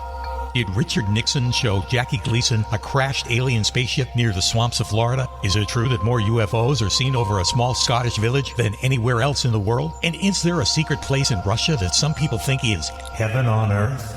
In Mack Maloney's Beyond Area 51, you'll visit more than a dozen top secret places around the globe. The haunted forests of New Jersey, a valley in Colorado where shadows come alive and humans can fly without wings. And where's the only secret base in America that's not been visited by UFOs? You've heard Mack talk all about these places on his radio show. Now you can read all about them yourself. That's Mack Maloney's Beyond Area 51, Mysteries of the World's Most Forbidden Places. Now on sale at Amazon. Also, Code offended. I like it. Willie Clubb, our security chief, thank God he's here. Little in disguise at the moment. Gunshot. No. Hi, Mac. We had a little accident here. Oh, really? It did sound like a gunshot there, After Whitey. You all right, Willie? What was that? Shots fired? Is that what that was? Yeah. I'm at the Keep call my head back down up. up here. Okay. Get your back up on the way, pal. Here we go. Thanks. Also, Agent X is here with us. Agent X. Hi, Mac. Thanks for having me. My big 140-pound Irish Wolfhound would never do that. Boy, The cat did it in a heartbeat. that dog is amazing. I love that dog. He's amazing looking. 120 pounds? Holy mackerel. Wow, that's on the body. She's a girl. at least. Yeah, 120. Wow. And I have a Yorkshire Terrier, Lucia, that weighs 5.5 pounds. Wow, huh? But they're still she's a dogs, cutie. right? They still sniff each other's asses, right? So they're still dogs, man. That's right. So licks her butt, and then she gives me a kiss later There you go. on. Wow, that's love. Lois Lane. How mean is that? She doesn't have her headphones on. She's smart. I took off my headphones because it's getting a little raunchy for me. See, you always need someone to level things out. And, Yeah. The second half of the show, I usually take off my headphones because this is when all. Yeah. Yeah. Okay. Oh, I when it do falls too, apart. Lois. I do the same thing. I love her. completely That's great. understand. It's halfway through the second hour where it starts to fall apart and becomes See? X-rated. Is Yeah. that what you're saying? No, I'm not Lois? X-rated. It's not X-rated. Oh, your fault then. There's no Coco. There's no Switchy to, kind of keep Tell the you, train on the I want to track. be a student in her class. How can I sign up? You sure you could pass, though? You gotta be like 7 years old. I don't care. I don't care if I pass. If I have to repeat or be on detention, it'd be fine with me. The first thing you have to do is take off those dumb sunglasses. She's got her earphones. Let me try on a different. I'll tell you what. Why don't you I like just that. get That's some a John sunglasses? Lennon look. I Yeah. like that. I thought so. Why don't you get some? wood, Hey, Whitey. The John Lennon look is There you go. fantastic. it's not exactly. This is Loves it. This is called a steampunk glass. Oh wow, steampunk. Is that still around? Steampunk. Right, Look it up. right. Is that still around, Raven? You would know. Is it still around? I know. Is Is steampunk it still like a yeah, thing? a thing? I mean, I guess, I don't know. One of People- many things. I got I don't do it. glasses. Yeah. My glasses here are made in Austria. And Yes. the only glasses that are approved by NASA for the astronauts. Is that right? And they come Really? from Austria. Yeah, Cool. because they have no screws. There's no nuts, bolts. They just put together in a way that even like if they're out in a spacewalk, thing pops out and it's flying around your Yeah, helmet, yeah, goes in sure. your eye. You're dead. Right. That's Foreign true. That would object happen. damage. They had to get special glasses made. Nice. I found that out after I bought them. My son. They're made with super glue. Now they have you know how these guys are in Austria and Germany. Yeah. They make everything Yes. overbuilt. Everything's cool. in Almost Austria. Punch it German. in and squeeze it like a rivet, a bolt. I don't know what it Okay. is, but it's all one piece. All right, go ahead. I mean, they're wonderful inventors, and they put out these kind of exotic kind of talking products. about the glass. It's like French cars. Not to get into it, but French cars are just they're just not on the same wavelength as everybody else. Like a Citroen. It could be worse than the worst cars ever. Is that like a Prius? A Citron? No, Citron? Renault. That sounds like fruit. Right. We used to have a Peugeot. Toy. You're close. Jack, you should have seen the Peugeot we had. Peugeot, yeah. Is that awesome. French, though? Is that French or German? Peugeot? Yeah. I think they're all owned by some Indian. We used to call it Pugwar. This okay, let me introduce everyone else. Where'd I leave off at X? Okay. I don't know. Willie Clubb, the security chief, is here. I think I've already introduced I'm having a great time. He's having a good time. Doesn't get any better, I'll tell you. I can tell by the smile on his face. He's dressed up, and we got to make this a show. I keep saying that, but if anyone has ever had nightmares about Willie, Whitey Bulger, we're living them now, right now, because he looks. If he went out in the town on Halloween dressed like that, don't do it on some night when Baby Cruz is pulling out. I used to in Florida. I used to wear this hat all the time along with my Ray-Bans, and I used to get a couple of looks. Yes, I bet. I assume they just didn't like the Red Sox, but I don't know. Well, yeah, you never know. It could be both. But I mean, he always wore the same thing. It was almost like a uniform in a way for that guy. Yeah. He always was in that. And every time there was a shot in the newspaper, it was him with the hat. Yeah. Wow. So anyway, glasses. Thank you, Willie, for joining us tonight, a.k.a. Whitey Bulger. Also, our good friend, the good witch Raven, is with us upstate New York, where it's sweater weather. Raven. Hi. It's sweater weather here. I'm cozy. Thank you for having me. Greasing your butt off. It's almost the Canadian border. What's going on? No, How far up? Not quite that Turn the bad. heat on. It's America. I'm located in New York State. Right. In New York I State. know that. Yep. Not New York So City. I'm that far away from the border. A New York State away. She's right on the New Jersey border. No. You got New York That's State. why she's in New York State. You got it all wrong there, Lieutenant Colonel. What exit? I mean, I have a friend in Buffalo. Okay. Oh, I'm not that far up. My She's from Buffalo, sympathies. lived in New Hampshire for like 20 years, and then went back to Buffalo. Remember when it snowed so much that you could ski mobile right to the roof of your house? Oh, yes, Buffalo. She That was sent me last year pictures of for that. us. You couldn't get out of your house. Right. You had to shovel your way out of your house, and then you hopped on your ski mobile. You could practically ski mobile right to the roof of your house. This is in Buffalo, right? Buffalo. Yeah, because they get the regular storms, and then they get that off the lake lake effect. Yeah. Lake effect. Yep. Yeah, I drove through that once in May, the beginning of May, and it was like you're being in a blizzard, and then the next thing you know, Horrible. it's gone. It's like a squall for sure. Unbelievable. Yeah, but man, that screws up that place. And there's a SUNY up there, SUNY Buffalo, State University of New York, everywhere. and it's all underground. The SUNY everywhere, exactly. It was built Right along the underground. highway, the SUNY every place. Flat. A couple of miles of the SUNY place. That's a pretty good. There's education. literally a SUNY in every This city, town, everything. Hey, Lois. particular woman I'm talking about is my physical therapist back here when I had hip surgery. Go ahead. She was fantastic, and graduate of SUNY. SUNY Buffalo. All right. Buffalo. Yep. So she went through Good for her. Buffalo as well as going through her education. I don't know how anyone can live up JJ, there. a young guy like you having hip surgery. I had hip surgery because of a car accident. That's why he's hip. Yeah, there you go. Yep. We're going to talk about this thing called the Emu War, right? We didn't want to tease it too much at the beginning of the show, but it's the strangest war anyone's ever fought. Just happened to be the Australian Army. So, Jocko, take it away. Okay. Let's see. The Great Emu, or Emu, as they say, because there's a dispute about how to say this, took place from 2nd November 1932 to 10 December 1932. At the end of the First World War, the Australian government was giving parcels of land out to their veterans, which is what like the Romans did when they would conquer a land, then they would want to populate it. So they were giving their veterans, as they came back home, parcels of land, but they did it out in Western Australia, where it's very sparsely populated, and it was very dry. The Aborigines could survive there, but nobody else could, pretty much. Right. So they set them up in farms and ranches. Well, they had a lot of problems with animals like rabbits and these crazy things going on out there. And all of a sudden, they start to realize that these emus, which are these large flightless birds, They are 1.8 meters tall, which is about 5'9". Oh, Jesus. They are they weigh in at about 50 kilograms, which is about 110 pounds, 110.23 pounds. And they're fast as hell.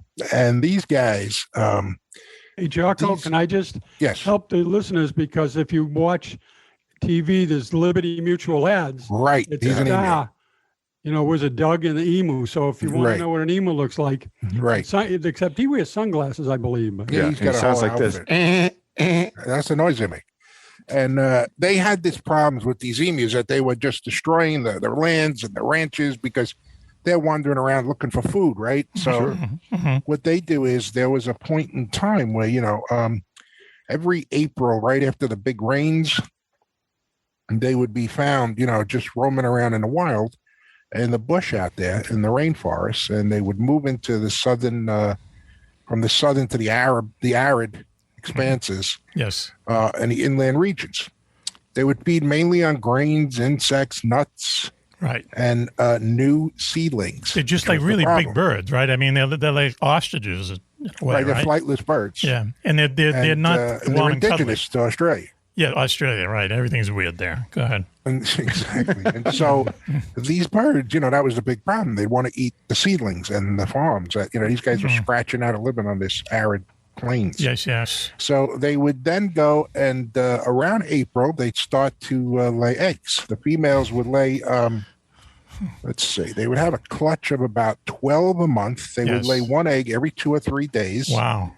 And up to about 12. So the male would then take over. Yes. He would sit on the nest. He would incubate and then start to raise them. And for a period of 56 days, he did not eat or drink. These were some tough guys, boy. Wow. These were like commandos, these guys. They were wild animals, I'm going to tell you.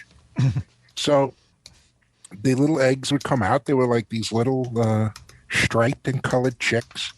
And until they were able to fend for themselves, the father would train them, I guess, to join the Royal Australian Emu Army. So they go and they speak to the government about this, and they say, listen, we got a problem. So Sir George Pierce, who was the director, the Minister of Defense, served from 1901 to 1938, puts this Major Meredith in charge. He's the commander of the 7th Heavy Battery of the Royal Australian Artillery. Mm-hmm. So he puts him in charge, and he sends out a couple hundred soldiers, and their duty, along with the rest of the people that live out there, is they want to knock out these emus. They want to take them out. They're going to eradicate them. Yes. Because they call this a pest army. The war is considered, they quote, a nuisance wildlife management military operation. They're going to do this with artillery? They're going to shoot artillery at the birds? They were firing everything at them. They gave them Lewis machine guns, which if you watch any of the World War I movies and the planes always had those things. They had that round canister that fit on the top. Yeah, not just the planes. 303 British Enfields. Yep, famous rifle. Rounds. Yep.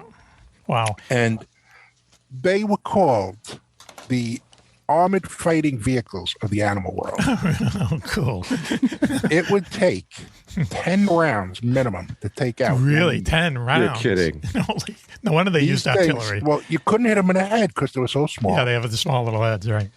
They got the long necks. And they have long necks and they're bopping all over. Yeah. Exactly. And a lot of feathers. They actually, it was very, it became a joke almost because they would have these pictures in the paper with the emu with a cigarette, the little Brody World War I helmet on. Yep. The commander would be giving out orders, they said, because what happened was they would see these emus in a big pack coming out towards the soldiers in this open ground. They would start to fire at them. They'd be short, right? Because they were too far away when they started to fire. Yes. Then they would break up into like groups, into squads, and they would go like berserk in these cross movements and juke and jive, and they were like chinking and everything, right? Like a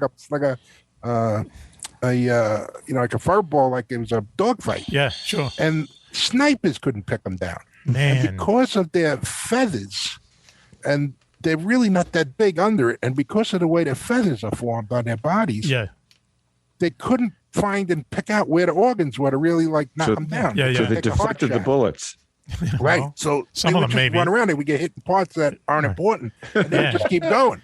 Because everything they were like, these guys are like organized. But they knew. Joke about like the commander would order them to break up and go into the commando formation. How would they know? How would they know to do that? How would they know to do that? Really, they knew how to do this. It was amazing. They couldn't understand this. Because listen, Raven is raising her hand. She has a question or a joke. I'm wondering if like maybe they knew not like how to like dodge bullets, but if this was nature almost taking over, because they would have in the wilds, they would have been dodging all sorts of predators. Yeah, right. So maybe this was something that they were just they evolved to. They took them in. They considered it an insurgency, the military. They took these guys and they tried to torture them and get information. They wouldn't talk. This wasn't the Australian Army's proudest moment. So these emus were tough guys. They wouldn't talk. They wouldn't give up nothing on anybody. Just so we can fit everything in. And Lois, have you ever seen an emu or having an emu sandwich or anything? An emu sandwich? No. No, that's no. It's funny you should say that, Mac, because around 1970, they went and they decided that to solve this problem, they wanted to create ranches and they were going to use them because the Aborigines had used all parts of these animals for, since time and millennium to, every part of them. Like the Indians in America the Native Americans used buffaloes. Yeah. And so they would, starting in 1970 till 1979, the Parliament passed it. And they were the first to allow, it was the first time to allow commercial farming of the emus. They had very low fat meat, which was red in color. Nice. Similar to the taste of fine cuts of beef. I'm sure. The meat was able to be roasted, broiled, barbecued, shish kebab, and stir fried. Nice. You could cook it any way you want. The Magnificent Emu Seven. Oil was used for generations to consider as a arthritis cure. Now, I've used it because I got a lot of arthritis. You've used emu arthritis emu oil. They sell it. Really? Blue emu, that stuff. It's got emu oil. But you have to drink poultry, though. It doesn't work. Really, because I rubbed it on my knees and back. Wait a minute. So that's what they told me. Listen, what do you do? Do you rub it on or you drink it? Did you say you drank it? You rub it on. Oh, you rub it on. Does it help? Does it help? Does it work? It didn't help me. Yeah. People say it does, but it didn't help. Wow. No, you got to drink it. That's what I That's what the emus are in on the side. Okay. So they had this leather. The skin was used as leather. Yes. It's a fine, soft leather with distinctive patterns used in designer wallets and bags and clothing.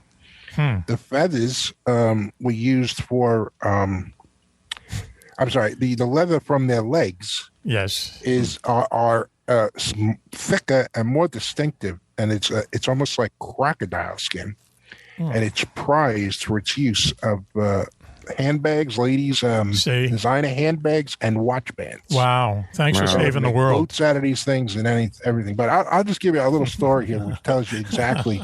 And this was written up in the Chicago Tribune. Yes. At the time, this was a worldwide thing. And my son came to me one day and said, "You know what I learned today in history, Dad?" Because I'd always ask him, "What'd you learn in school?" This was when he was in high school. He said, "Just know there was a war with these ostrich-like emu birds." And I was like, "Come on, it's a joke, And I started looking it up, and you see all these little cartoon pictures and these, things. This has got to be a joke. Can't be, But it was true. So, and they start out, and when they tell the story, they say, in the long, hot summer of 1932, wild emus in the Western Australian districts went on a rampage in search for food and water. Much to the chagrin of the local farmers who feared for their crops. In a bid to stop advancing emus along the rabbit-proof fence farmers because they had more problems with rabbits. Yes.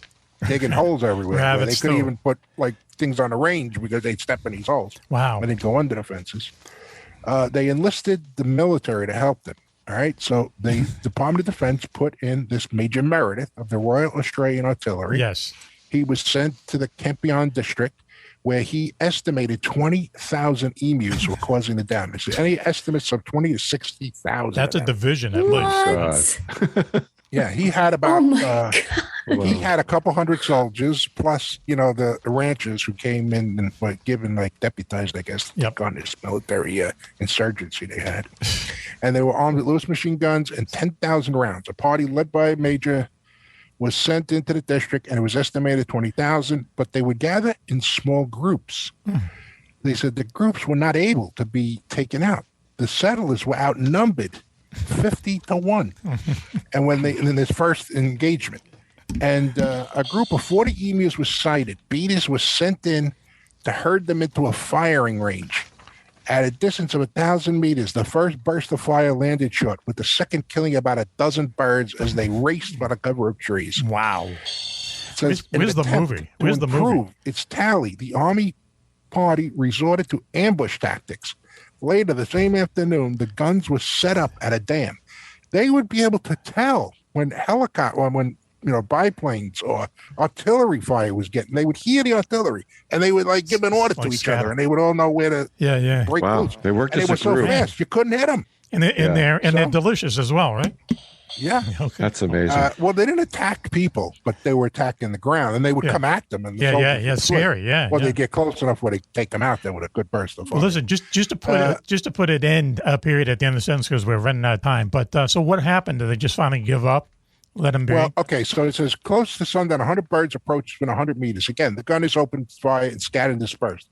So much had that further shooting was pointless. The following day, similar strategy was employed in a paddock where emus were caused widespread damage. This was the time a flock of 1,000 head, and they were into the waiting guns. Again, the birds ran off, escaped, aided by the jamming of one of the machine guns. So finally, the major said later they had hearings in the parliament, and they called this off. And the major said, if we had a military division, it's a quote, with bullet carrying capacity of these birds, they would face any army in the world and win. They could face machine guns with the invulnerability of tanks like they were the Zulus. Less than a week later, okay. We might have to cut that out. Okay, that had begun was put to an end. George Pierce ordered a withdrawal action and the debate in the House of Representatives, which included the following comments: that they just couldn't beat these guys. Did they sign a treaty with the emus? Who's the emus? Have never put their footprint on never surrendered. Go ahead, Clubb, and they please. continue to, now they're in farms and prison camps, and they're eating. So. Clubb's got a they question. put them in prison. Clubb. Go ahead, Clubb, quickly, please. I just wanted to add, I started to read that because when I heard you were going to talk about that, in the title was Australia Lost the War.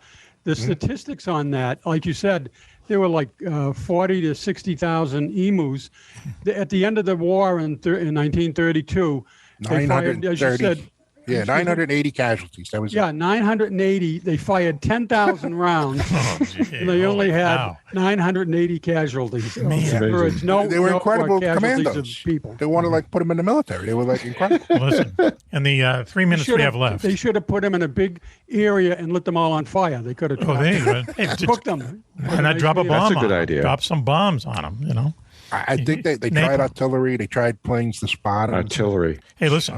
Then the story goes on. It's so many things where the ranchers then want to know who's going to pay for the ammunition. Yeah, right. Yeah, there you go. When you get down to asking that question, the fight is over. Hey, listen, Raven, you have a joke and also a recipe, correct? My joke sucks. No, that's a good tease. But the recipe for emus is great. The recipe is edible. All right, let's hear the recipe first. Let's go with the recipe first. I'll just tell you something quick though. Okay. The emus try to get up with the kangaroos. They wanted them. They try to team up, and it's like the Genoveses and the Colombo family. They're not going to get together. They were cited in the UN. And they did not want to go against the United Nations. Okay, go, Raven, please. Raven, the recipe you have in front of you. She didn't have a joke, so I had. That's funny. Save us. We don't know that yet. We figured, with winter on the way, it would be wonderful. We thought listeners might want to add this to their cold nights. So we have aea/emu.org.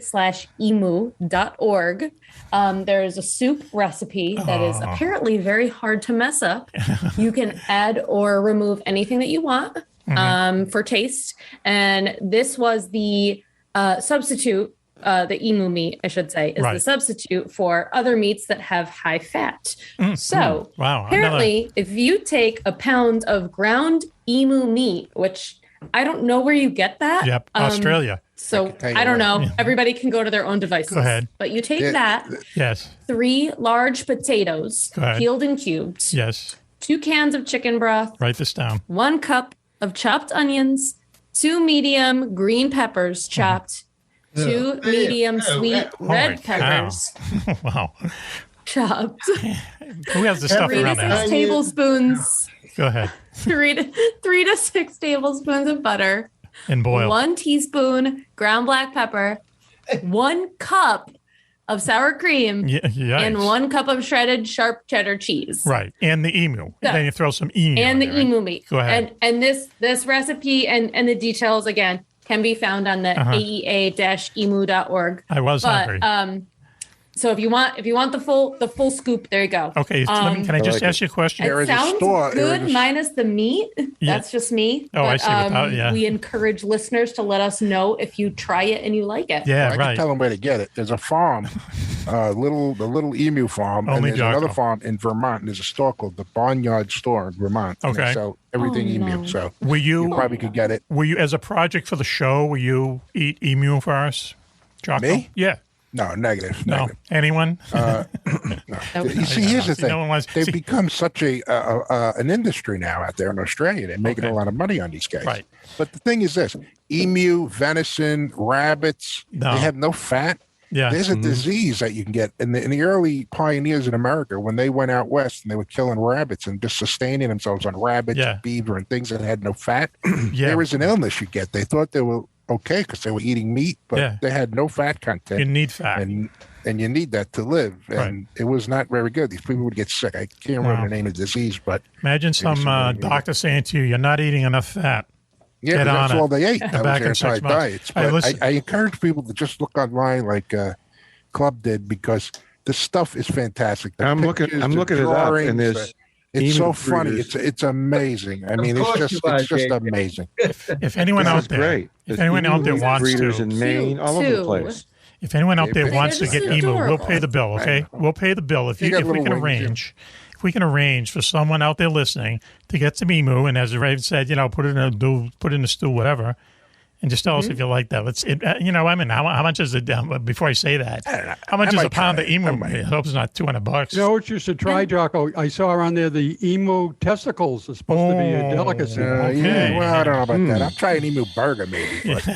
But I chose the soup as our cooking segment recipe just because we're going into sweater weather. Everybody likes a good soup. Right. So yeah, like if any of our wonderful listeners want to try it. Yep. Slide into our emails. We'll send you some merch. We'll send you the recipe, and then just let us know if it's good. What it costs. I hope it doesn't cost a lot, but just to eat some emu and tell us. So cute. What happened? What would emu cost? Could you imagine going to your butcher and being like 1 pound of emu? No. And they'd look at you like you've got 6 heads. I think you have to meet someone at a dark alley and say, you got my 2 pounds of emu. Exactly. There's got to be places that sell this wacky stuff, I'm sure. So listen, we're going to end the show on you had a joke about Australia, please, that you previously said. It's a really bad joke. Good, we love that. If you say, I need to even look up what I wrote. Okay. If you say raise up blades, if you say raise up blades, it sounds like razor blades in Australian. So raise up blades. No, the way they got it. Right? Right. Just applaud and laugh. Okay, let's go. We will. What's the punchline? We will sweeten that up. That's it. It's a really bad joke. Wow. Okay. I thought it was funnier when I was putting it in my head. Yeah, listen. That's a crazy place. So you got to look at the cartoons and the memes and the different, stories. But they made these drawings and stuff in the 30s in the papers all over the world. And it was just embarrassing for the Australians. I'll say. They had a military artillery unit that couldn't destroy. Good thing they were on our side in World War II, right? That was only a few years later. Anyway, hey, listen. We're bringing the train into the station here, boys. No switchy to put up the train derailment image, but let's just pretend we see it. I want to thank everybody for joining us tonight. Let me start with Jocko, and let's give him a sincere report, which we will sweeten up. Thank you. Thank you for joining us. This is an all Jocko night. The emu war is crazy. It looks like we might have someone, actually eat some emu, which would be good, I guess. We'll see. So thanks for joining us. I'm going to join the fan club in I'll try Maine. a spoonful, maybe. Yes. I don't know. $25 to $30 a pound, so it's expensive. Oh, okay. All right. So we're going to say... Okay. Good time for the plugs or no? Yeah, plugs. Home Star Troops. Home Star Troops is this military charity that builds homes for wounded war veterans from the Iraqi and Afghan war. They might have lost limbs while they were over there. Well, they build these houses so they can still get around, but get around easier. Lower countertops and stairs that kind of help them. So and then when Home Star Troops builds the house, they find a wounded warrior. Let's say, I hate to use that because that's another charity, but they find this war veteran who's disabled. And they give them the keys. They tear up the mortgage. It's free for life. I think they deserve it. Nice. Home Star Troops. Google them. Also, Ross Sharp and his Mad Englishman friends are putting back together a mosquito warplane from World War II. Made of wood, put 2 Rolls-Royce engines on it, and it was so fast that they didn't put guns on them because it could outrun the bullets. That's how cool this is. That's how fast it was. Right. That's fast, man. So they're putting this warplane back together. It's going to be flying, I think, this time next year. I'm not sure. Okay, so late 22. It's quite a project, but One, as we keep reminding people, has agreed to be the first civilian to go up in it without a parachute, but with a GoPro camera. Okay. All right. A GoPro. Let's see what happens. And some clothing, of course. But without a parachute. Right, yeah. Okay. Let's see what happens. I'll have one of those flowing scarves around my neck, and I'd be like Snoopy. Hey, you might get lucky and the 2 engines will fall off. They did the replay wrong, So anyway. Hey, Rolls-Royce engines. This is going to be a luxury ride. What could go wrong? All right. Anyway, thanks for everyone out there listening to us. Thank you, Jocko. Thank you very much for, as I said before, letting us thank you. It was good. I had a good time. Dedicate the show to you. Okay. X, thank you very much. Wolf of Clontarf, his best friend, wrote the book. Wolf of Clontarf. Apparently, a lot of books sell here on the show except mine. So hopefully your friend's book will be Thank you, Matt. Okay. See you later. All right. Pay your electric bill, will you, please? By the way, I don't mind the emu, but I would never eat in a million years onions and peppers. Oh, geez. But that's just disgusting. Sausage Isn't that bizarre? Bad breath, and it's carcinogenic, and it keeps people away from you. We'd all be dead. Onions and peppers on a hero bread. Let's talk about that. Top 10 foods of the crew here. Yep. Yes. That's a whole other show. Yeah, it's a whole other show.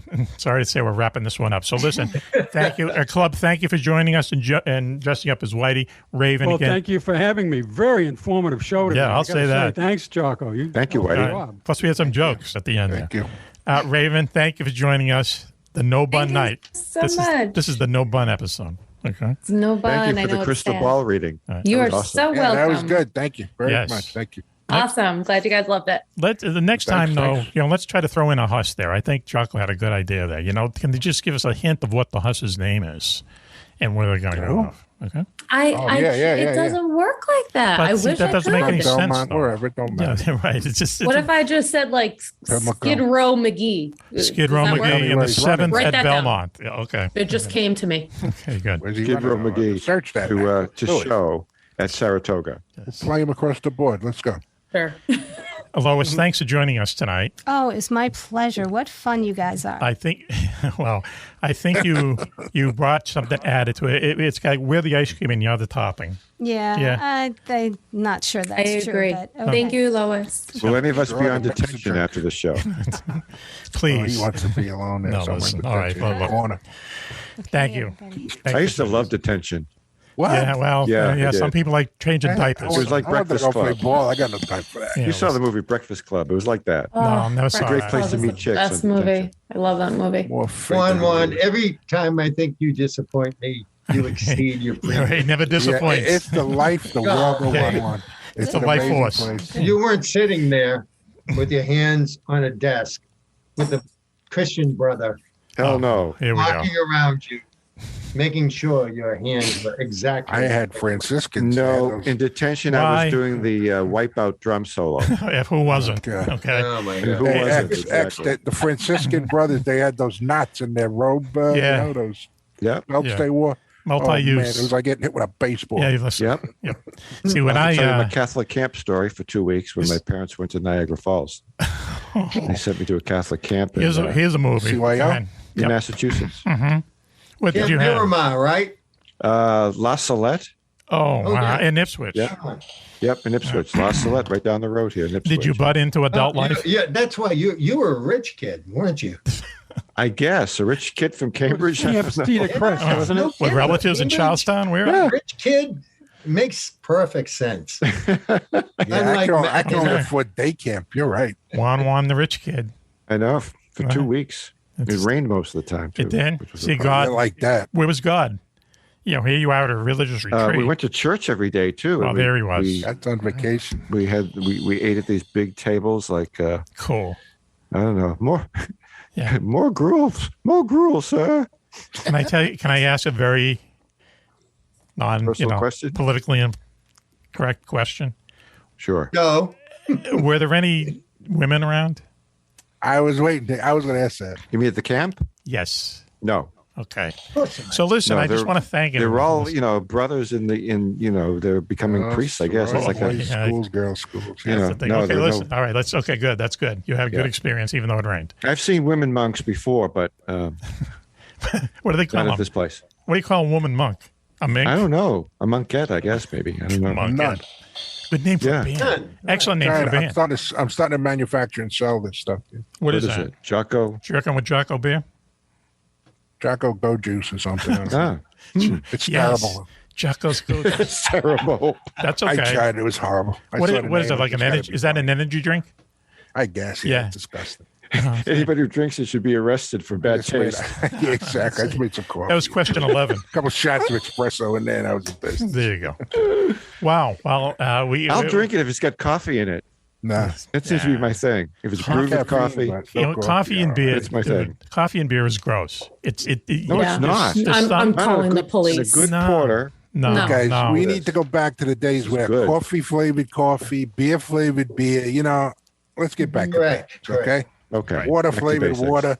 You know what I mean? That might be the hard one. Righty? Okay. Right? So listen, I just probably killed you. There you go. I hope everyone wrote down everything we discussed tonight. We might have to discuss it later.